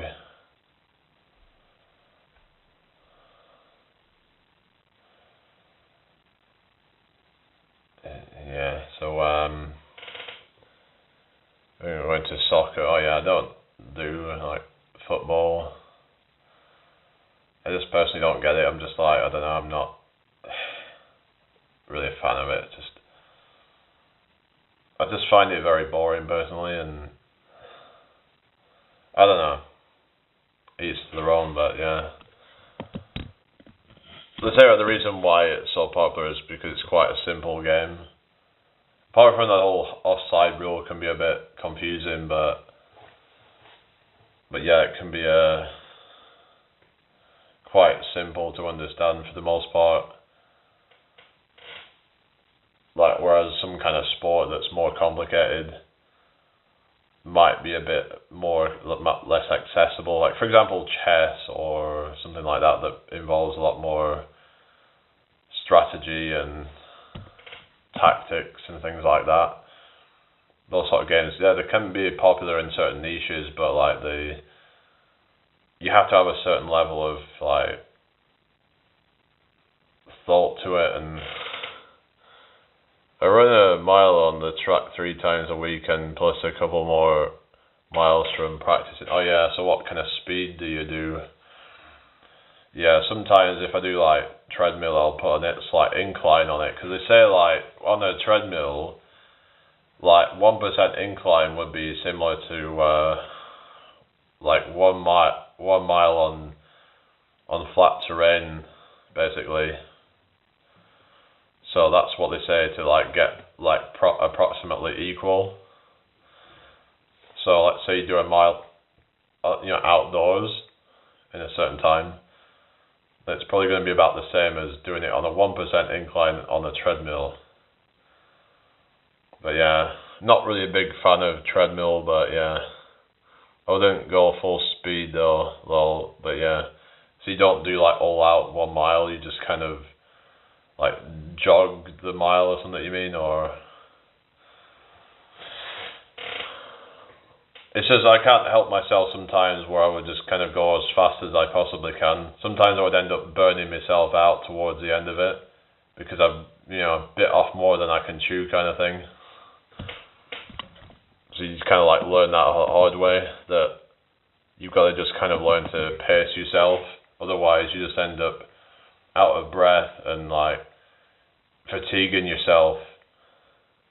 You're better off going a little bit slower, and then when you're getting towards the end to like maybe speed up a bit, and you think, okay, I feel like I can speed up a little bit towards the very end, the last 100 meters or whatever, and just kind of sprint that last bit when you still got some in the tank to do that, as opposed to trying to go hard and then burning yourself out to where you're fatigued and you're just like, it's going to feel awful.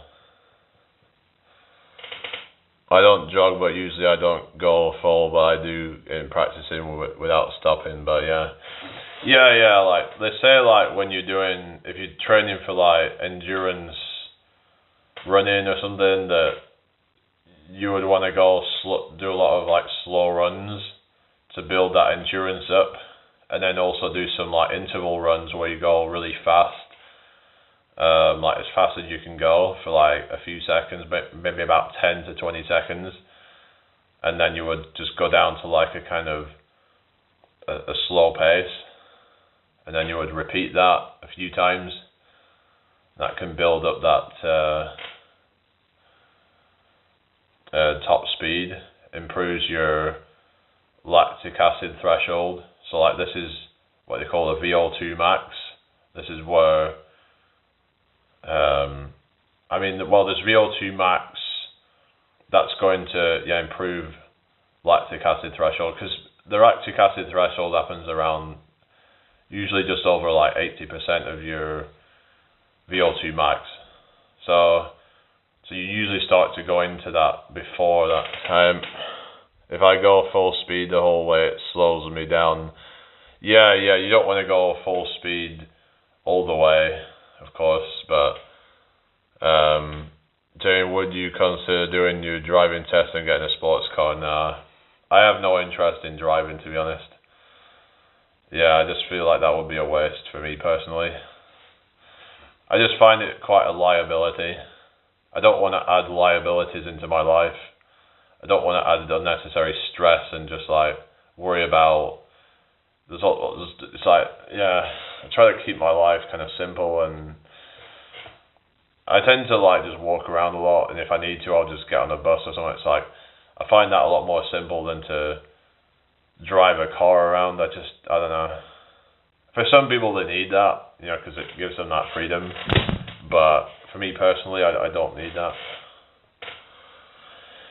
Some people suggest that like people should mostly stop driving cars because it's bad for the environment or something. But then I don't know how true that is, and it could just be part of this agenda that they're trying to push to just like have everybody stop driving because they don't like that people are autonomous and be able to make their own destiny. It's like the elites, they just want everyone to all be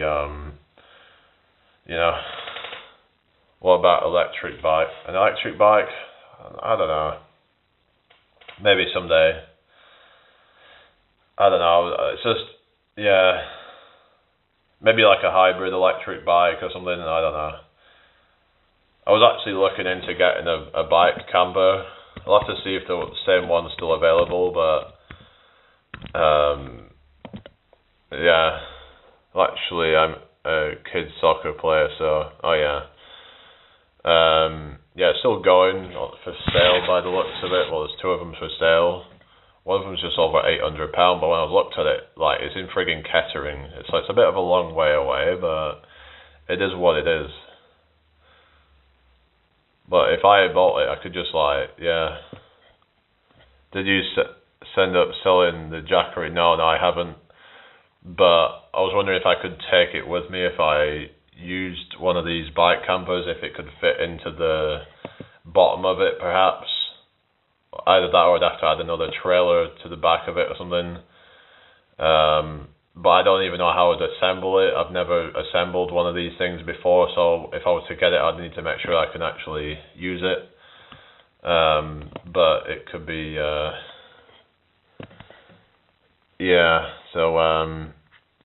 but that was something I was looking into maybe getting, but I'm not 100% sure what I'm doing yet. It's just, it's a used one, so I'd have to look at maybe some different ones, but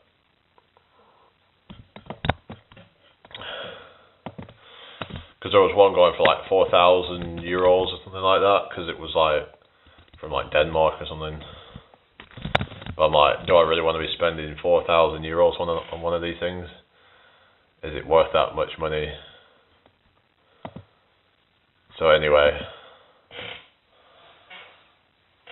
I think that would be awesome. Yeah, there's not a lot of people doing that kind of thing, is there? It's like, if I want to do well, if I want to try and find a niche that's kind of interesting.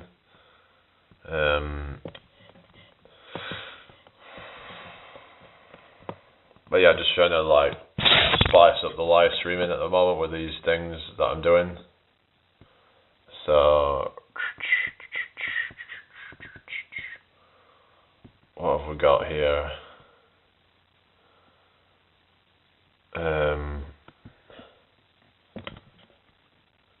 yeah, like tiny teardrop campers, things that they're like light enough to tow a bike. 'Cause the only issue is that it could get quite heavy. So yeah, but I'd have to see like about it really.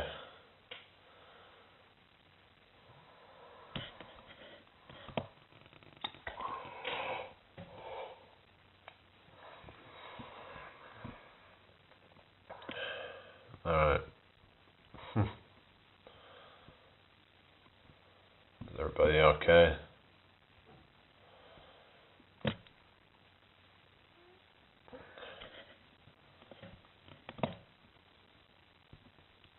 There's like some of them even have friggin' like pans inside them. It's like they make it their home.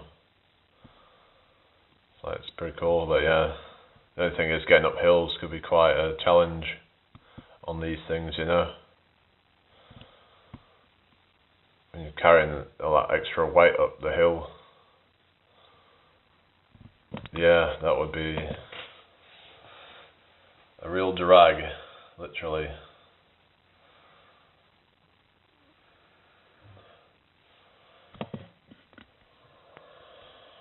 I mean, I do want to try and use that Jackery. It's just, I don't know. It's just all that weight, and then there's the solar panels and stuff. But I don't know what I'm gonna do.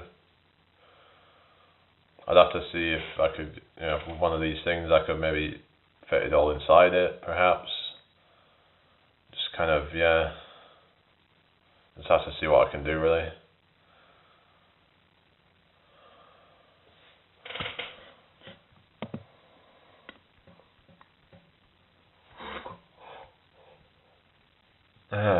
Getting a bit tired. Any more questions before I go? I should probably get off in a second. And do something else, I guess.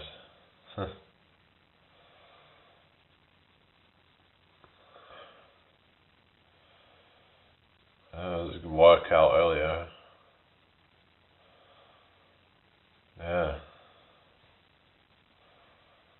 I'll have to see how I feel tomorrow, if I'm going to be like sore or anything, but so far I'm not feeling sore, but you don't want to like kind of just think, oh yeah, I'm not feeling sore, but then sometimes it takes a few hours or so until all that adrenaline's worn off, you know, and you're like, oh shit, maybe I've overdone it, but yeah. Hi Austin, good to see you. How are you doing tonight? I hope you're well. Thank you for joining me tonight. Yeah, just yeah. Oh, hello, Mum Life. I've not seen you for a while. How have you been? Good to see you again. How do you think of the backdrop thing, whatever you call it? You're on live late tonight, I know. I'm good, thanks. How are you doing? I'm alright, thank you. What's happened to Athena? I've not seen Athena for a long time. Do you still speak to her?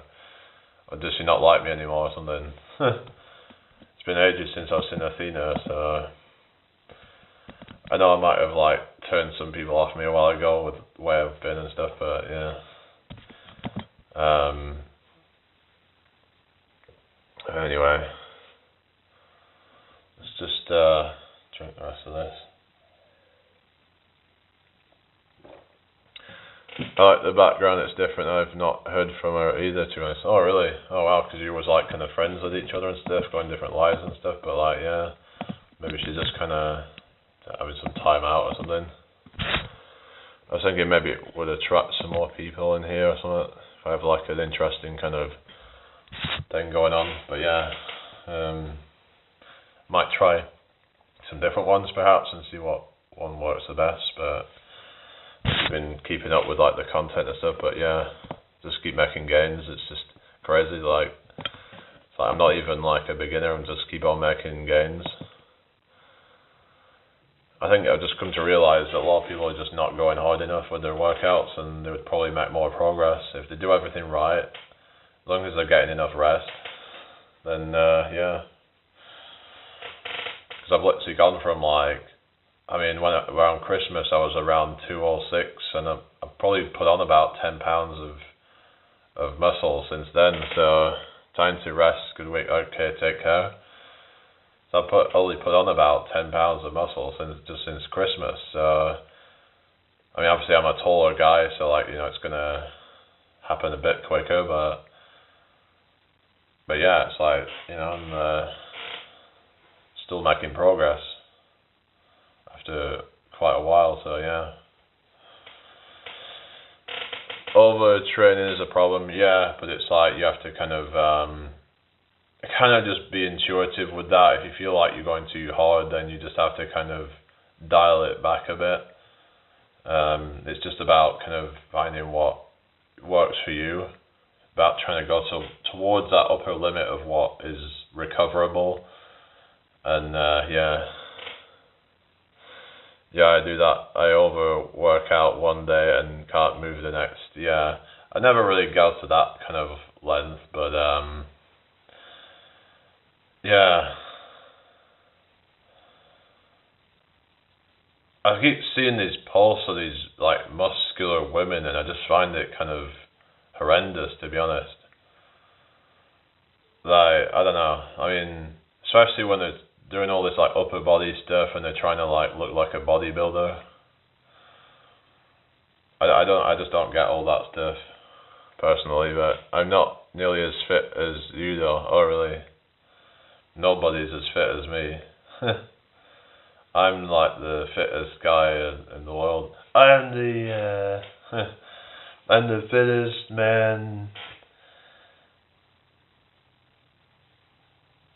Yeah, it's just I don't know, like just the whole like I do have some muscles, but that's just from picking up my tank of a daughter. Oh, fair enough. Yeah, I'm just talking about like when you get these women who, and they also have like their body fat gets too low as well, so that they just see all their muscles, and it's like they start to look kind of like, it starts to look masculine, and it just I find it really off-putting. And I know that they say, oh, they're not doing it for you and all that, but it's like some of them have been kind of conditioned to think that that's somehow attractive, and that's somehow. Yeah, like the feminine women, I would rather have a feminine woman. But if they want to be masculine, that's up to them. Anton, good to see you again. How have you been? Like, I mean, a lot of women don't seem to want to be feminine anymore. I don't know. It's not even just about the way they look and all that. It's like, it's even the way they act. A lot of them have become quite combative, and then you've got men who've become weak and soft. It's like, I just think it's wrong. I don't know. Well, yeah, that's true. Yeah, the farm girls would be like, you don't want to mess with the farm girl. Yeah, they could be scary, them, yeah. Yeah, the guns and all that shit, you know. They're corporate nuns. What's a corporate nun? In about the farm girls. Corporate nuns. I've never heard that word before, but yeah.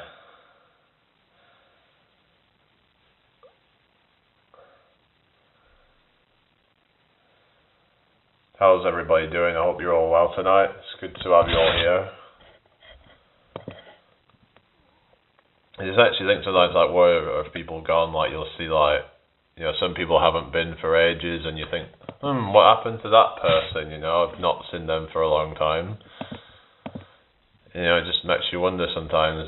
Married to career in the city, the state. Oh yeah, you're on about these like boss babes. I just find that all kind of like really off-putting. You know, when a woman goes on about being strong and independent and all that, it's just like, it's like women going about icks. I guess that would be like an ick to me. So yeah, it would be a woman who's very career focused. I just find that is something I would not find attractive. If she wants to do that genuinely for herself, then okay, great. But like, they're probably the type of woman that's like a feminist and doesn't feel the need to have a man anyway, and it's like, so if you wanted to be in her life, then you'd probably have to be like fucking loaded, because otherwise she probably just doesn't really think much of you anyway. So a lot of them are going to have very high standards, very high maintenance, lifestyle and all that, very materialistic, a lot of them. Because I've kind of come to realize that what is even the point of trying to make it in Korea and make all this money for what exactly? Just to have more material shit. It's like a lot of women have become kind of, like I talked about in a previous video on the whole feminism agenda and how it's turned women into like slaves kind of to the corporations. They become the opposite of what they would have wanted to be, but they've been hijacked basically to become just more cogs in the corporate machine. You know, they brought that, you know, they did the whole feminism, they then can increase taxes, they can get more people in the workplace so that they have more, they also have more consumers, and yeah. The only materials I want is bacon essentials. Yeah, bacon essentials, you know, like be like the trad wife in it, you know. You know, bake a cake and yeah, and all that shit, you know. Yeah, it's just, remember there was that friggin' woman I was talking to on here that come up on my live, who was like, she was kind of coming across as like she was one of these kind of like trad women, and I was like, oh okay, maybe finally I've found the right one, and then it just turned out to be a fucking nightmare and just another one of these pick-me's, and they were probably just trying to put on that kind of persona or something just to try and reel you in. Like, I don't know if you remember that whole situation, but yeah, that was like, you know, a couple of months ago or so. It's like, you know, it's just so many fake people online, isn't there? Going on about that she wants to be like kind of, you know, she was the one starts talking to me saying, oh, I would like to cook for you and all this shit. And it's like, but then she was complaining that I was, you know, kind of, oh, you know, you're getting too attached and all that. But it's like, she was the one that started it all. It's like she was just doing it deliberately to play mind games and just, it's just so fucked up. Try to find someone that doesn't have many faces. Yeah, there's a lot of like stuck up people and just arrogant and whatever. Well, it might not even be that they're arrogant, or they might have, and some of them might actually have insecurities, so they're the opposite. So they're either, the problem is people are either too arrogant or they're too insecure. It's like, it's good to have someone that's like in between, where they're like, they have a level of confidence but they're not arrogant with it, sort of thing. Of course everyone's going to have some degree of insecurity, but it's like, as long as it's not ruling over your life and just making you make irrational decisions on things. Because there's just so much like irrational behavior because of fears and shit. A lot of them have strong narcissistic traits. Yeah, I know. Because there was this other woman that was like from Sweden that I was talking to, and she was just, well, she said she had BPD, but I'm thinking, is this BPD just some kind of excuse in a lot of cases, do you think? Because a lot of people have been saying to me that, yeah, this whole BPD thing is probably just an excuse. It's just something that she's playing on to act like a bitch.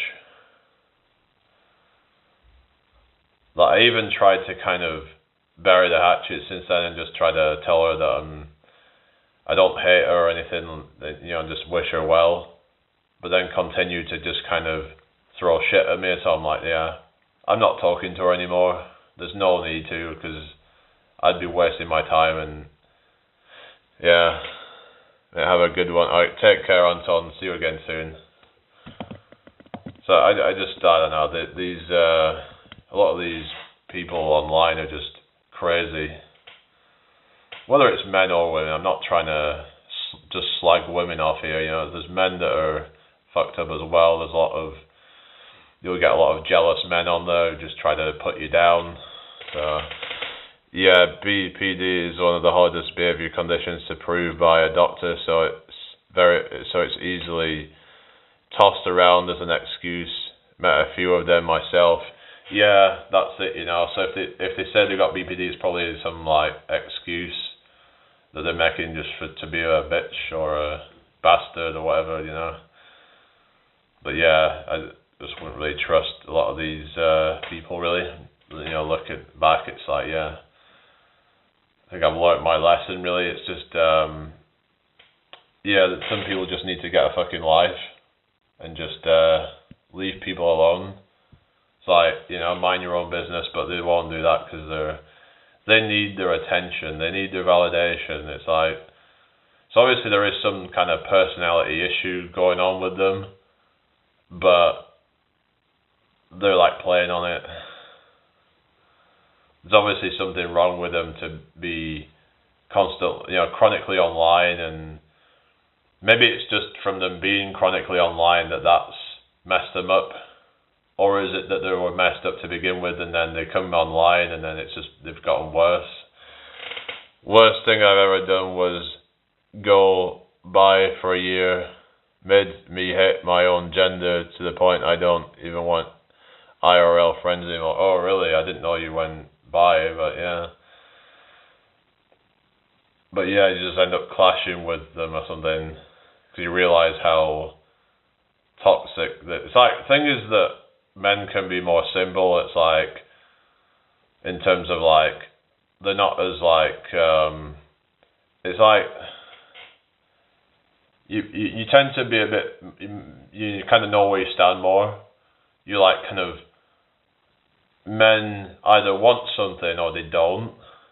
They're not just going to keep changing their mind all the time and just be like fickle and all that shit. It's like, they're a bit easier to kind of figure out. But then women, they say, on the other hand, can be quite like an enigma. Like, some people even go as far to say there is no understanding female nature because it is so complicated. Like their emotions one day to the next day, and toxic is an understatement. When a girl is your friend, yeah, she can be toxic, but when she's closer to you, they can be so much worse. Yeah, there's a lot of women who actually will tear each other down, and then it's like they'll try and stop them from getting in a relationship with anybody, so they'll try and just basically make up lies about this guy that she's talking to. So that could be why sometimes you might think that something's going well with somebody, and then they end up out of nowhere just going silent. So that could happen. And then but then you get like with male friendship groups as well, where they can be toxic if you get the whole like what they call cock blocking, and where they'll just try and basically, instead of supporting each other, in some cases they will put each other down because they don't want. It's like they're kind of like, if I can't get this woman, nobody else can. Nobody else in this group can, at least anyway. This whole thing of misery loves company. That's why I don't want friends in real life. I've met good people on YouTube, including you, and as no drama. Yeah, you know, it's just a lot of BS on YouTube, and sometimes you feel like, what are you supposed to do? Like, cause sometimes it feels like it's like to get anywhere on YouTube, it's like, but I'm thinking, no, fuck it, I'm not gonna just, you know, go down to these people's levels, you know, I'm just gonna focus on doing what I'm doing and just try to look at improving my content, and I shouldn't have to be doing that, you know, I shouldn't have to be caving into drama and chaos. I mean, you're just going to end up attracting the wrong kind of people. But it would be good to meet IRL friends though, I've actually met Richard offline, one of my viewers. So yeah, I've met him a few times in person. So it's good to have people you can meet IRL, because you get a better idea of people when you're in person, and you can form more of a connection then. But yeah, I don't know what's going to happen when it comes to like getting some woman or whatever, but that's not my focus right now. If something kind of happens, then happens, it's like whatever. But like, the best thing to do is to not stress over it, because all that's going to do is just repel it, is what I find. It's like you get these people just going out of their way and just stressing over, worrying about, trying to get with someone. But that's out of desperation. You should never be doing that.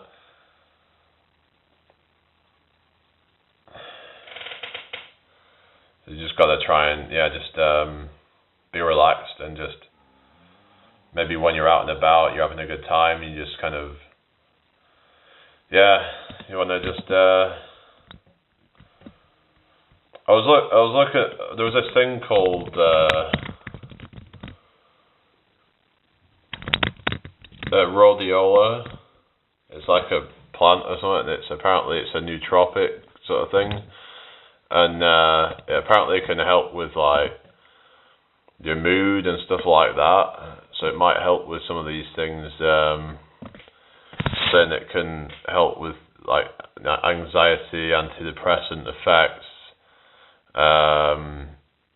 So yeah, it's interesting. I have to look into that. That sounds cool. I've met a woman Liz from England. She's a lovely older woman who helps me though a lot. I'd love to meet her one day. Yeah, that's it. It's but yeah, you got to be a bit selective of who you meet in real life.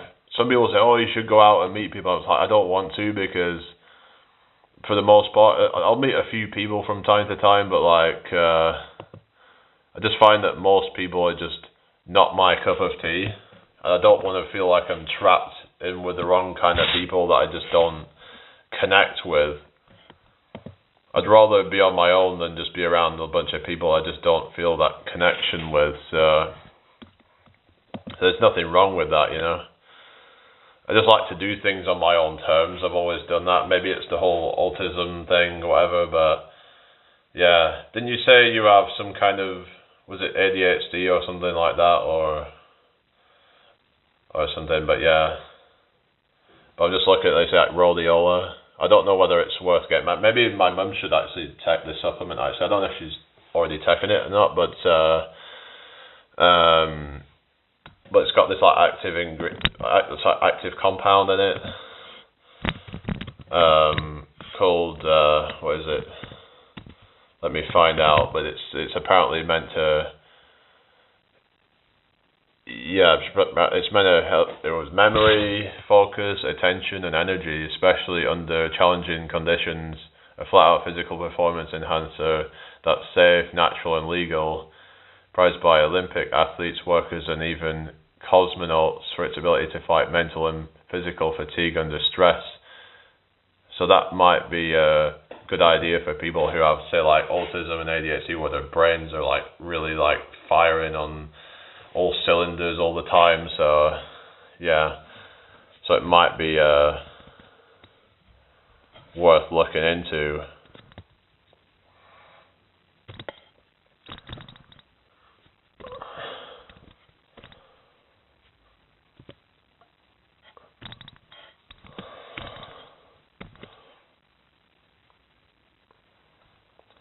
Yeah, so it's a thing called was it salidroside?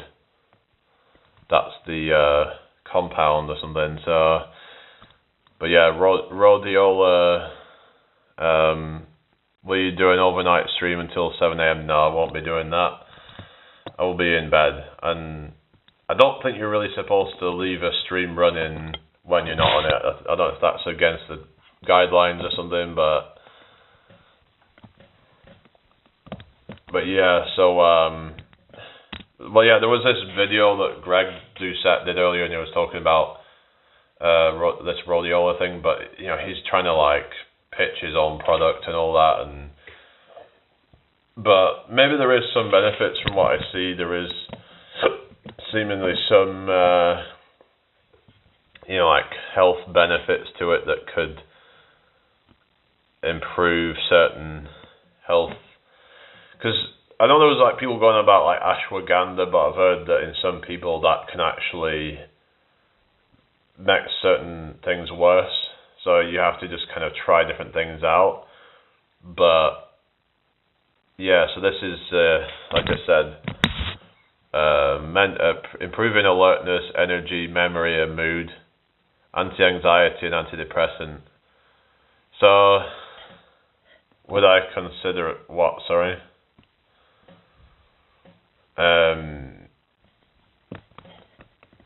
But yeah, so I have to talk to. Hello, Haley. How are you doing? I'm alright, thank you. How are you? So just looking at this thing called Rhodiola rosea. So it's a nootropic herb. So yeah, so it's got all these health benefits apparently. Hi, Fat Muppet. Oh, you like Alex Jones? Alex Jones.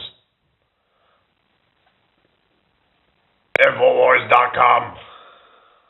That's what he sounds like, isn't it? Anyway, so yeah, at least we've had a few people here tonight. So just been trying to change up the live stream a bit, make it a bit more colourful and stuff. Looks like we've had a few more people join tonight. So hopefully it continues to grow and all that. So yeah, so let's see that 7 science-backed health benefits of Rhodiola rosea. Looks good. It's so great. It's so tremendous. So where's Richard tonight? I know he said he's been with his friggin' broken foot or something. So they may help decrease stress, may help with fatigue, could help reduce symptoms of depression, may improve brain function, and may improve exercise performance. But saying it's mixed, so it's not 100%. May help manage diabetes, may have anti-cancer properties. So these are like, well, this isn't 7 proven health benefits. It says 7 proven health benefits, but then when you read it, it's saying maybe. So it's kind of misleading, isn't it, when they're saying maybe when it said that it's proven health benefits. He's had a busy day today, or fair enough.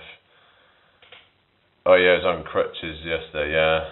It's mad how he went through all that gym session with me whilst having all that, and then, so I don't know if that's maybe set him back a bit, because like, trying to do all the workout, doing the deadlifts, and with a friggin' broken foot, I mean, that's crazy stuff that, But, yeah. It's not necessarily the best thing to be doing, but yeah. Looks like we're getting more viewers as I'm getting towards the end of the live, it's just typical, isn't it? It seemed kind of like dead for a while, and then I start getting more people. I don't know. But it is what it is. So yeah, just keep the chat flowing. I'll stay until 11 p.m, so not another 5 minutes or so. But yeah, I might look more into that rhodiola and see if it's worth taking. Typical. Well, yeah, no, it's typical, isn't it?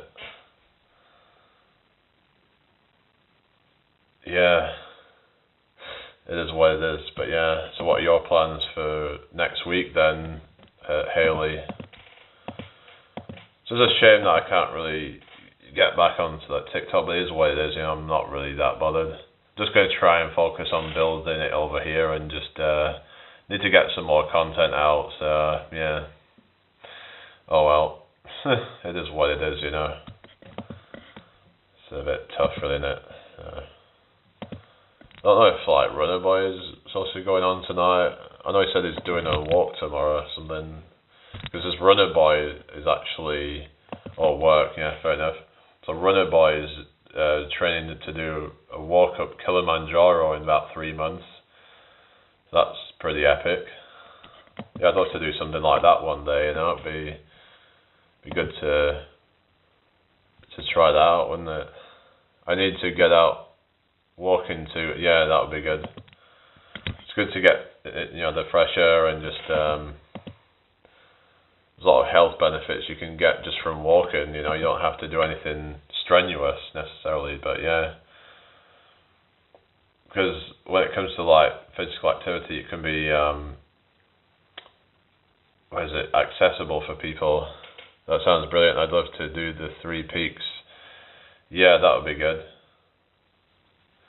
So like, so when it comes to like fitness and health, it'd be good to have some kind of goal like that to be, for example, if someone's like obese or something like that, they ain't going to be able to climb up friggin' mountains and shit, you know, they're not going to be able to do it. So if they can get themselves into like better condition, then they're going to have a much easier time doing it. So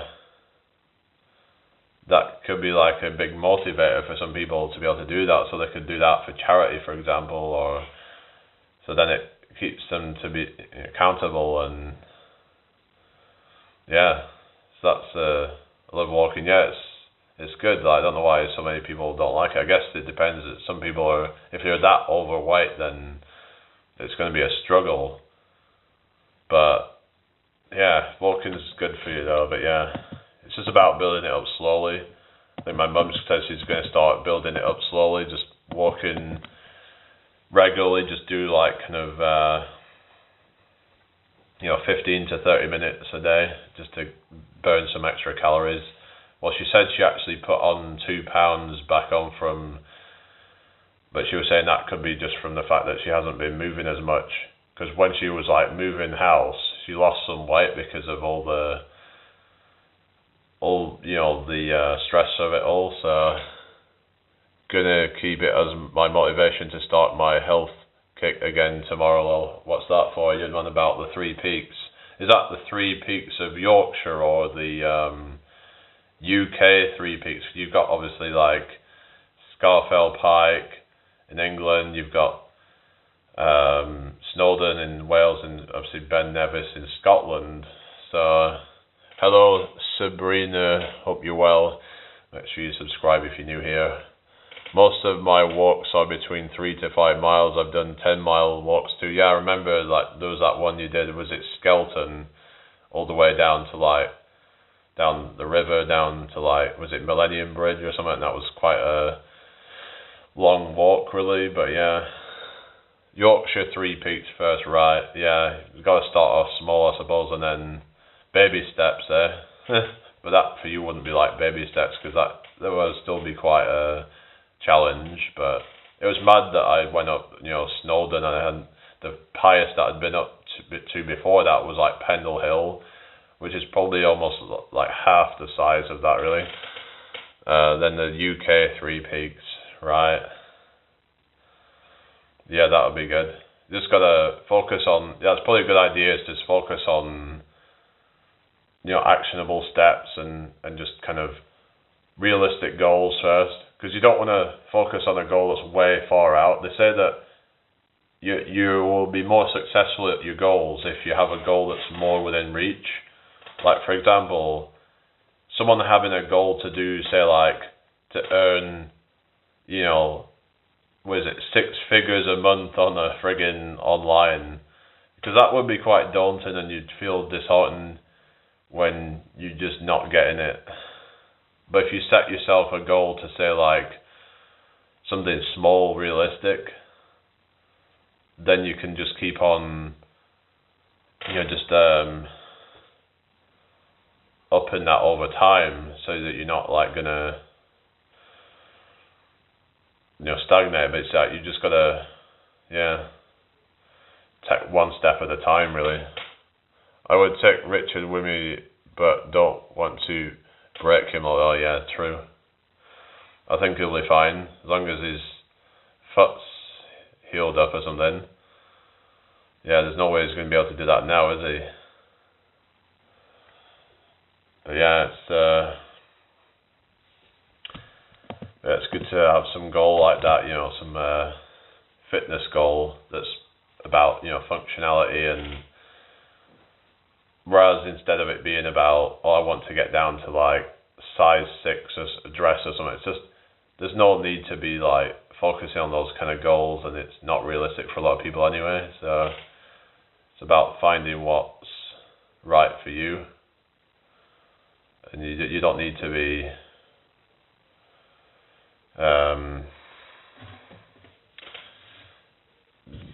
making these really like unrealistic goals.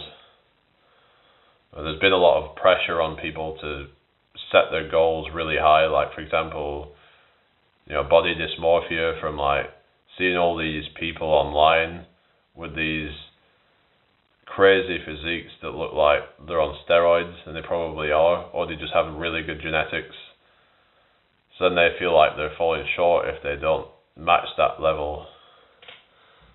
Haley says, don't think I've ever been a size 6 or, but you know what I mean, like if they think that they're like going to get down to that when they're, it's probably not going to happen, and even if it does, is that really healthy long term? Just want to feel comfortable in my own skin. Yeah, but it's like these women, it's like they need to realise that women do need a certain amount of body fat on them. Not saying to be fat, but like, it's okay to have some curve as a woman, as long as you're not getting like kind of accumulating around your stomach, then it's fine. There is no harm to having a bit of extra fat if it's just in the right place. Yeah, it's when fat starts to accumulate around your gut, that's when it starts to become more detrimental to your health. So if say you're getting like kind of let's say you're starting to get to these fat rolls and stuff, that's probably when you're starting to get more like inflammation. But yeah, it's about kind of just being realistic, and you don't need to go too skinny. It's just, there's been this kind of push for like them to get really skinny. It's my stomach I need to work on just a bit harder after having 2 emergency C-sections. Yeah, that's the thing, when you've had kids, it can make some women get like, put on some weight. But I remember there was this like woman who was like, she always seemed to stay skinny no matter what. She'd pump out like 5 or 6 kids and nothing would change. Like, it was just, I guess there is the genetic part of it as well, where like some people can get away with more, where some people they're going to have to really be more careful with like things related to make sure they don't don't want to be skinny, just slimmer and more toned than I am now. Yeah, that's it. It's just it's about just being more kind of like being comfortable in your own skin. But yeah, there's this book called Psycho-Cybernetics, and it talks about the self-image, and it's like, one of the things was to like kind of look back at previous photos, and then just looking at where you've come now, because if someone feels that they're overweight, then they might need to remind themselves of where they've come from. Or if someone feels skinny, but then they've been putting on muscle, then you need to kind of remind yourself of like where you've come from. You look back and think, oh wow, I've actually made quite a bit of progress, but you didn't realise it. How late is too late for having children? I guess it depends really. I mean, for men it's like, it's kind of different. Like, because, they can still tend to have a like much later age, but in terms of like, I think like if you're getting a bit older, then it might not be a good idea then, because like ideally you'd want to still have you good health when you can bring your children up, because then you can bring them up the best way that you can, like, and when you still have the energy to do so.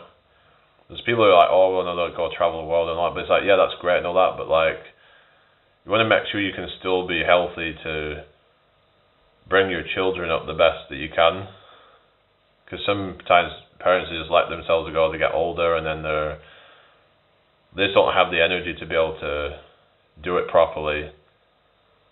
So yeah, so as long as you don't get too old, I guess, because then that can be problematic. Yeah, so I'll be getting off in a couple of minutes.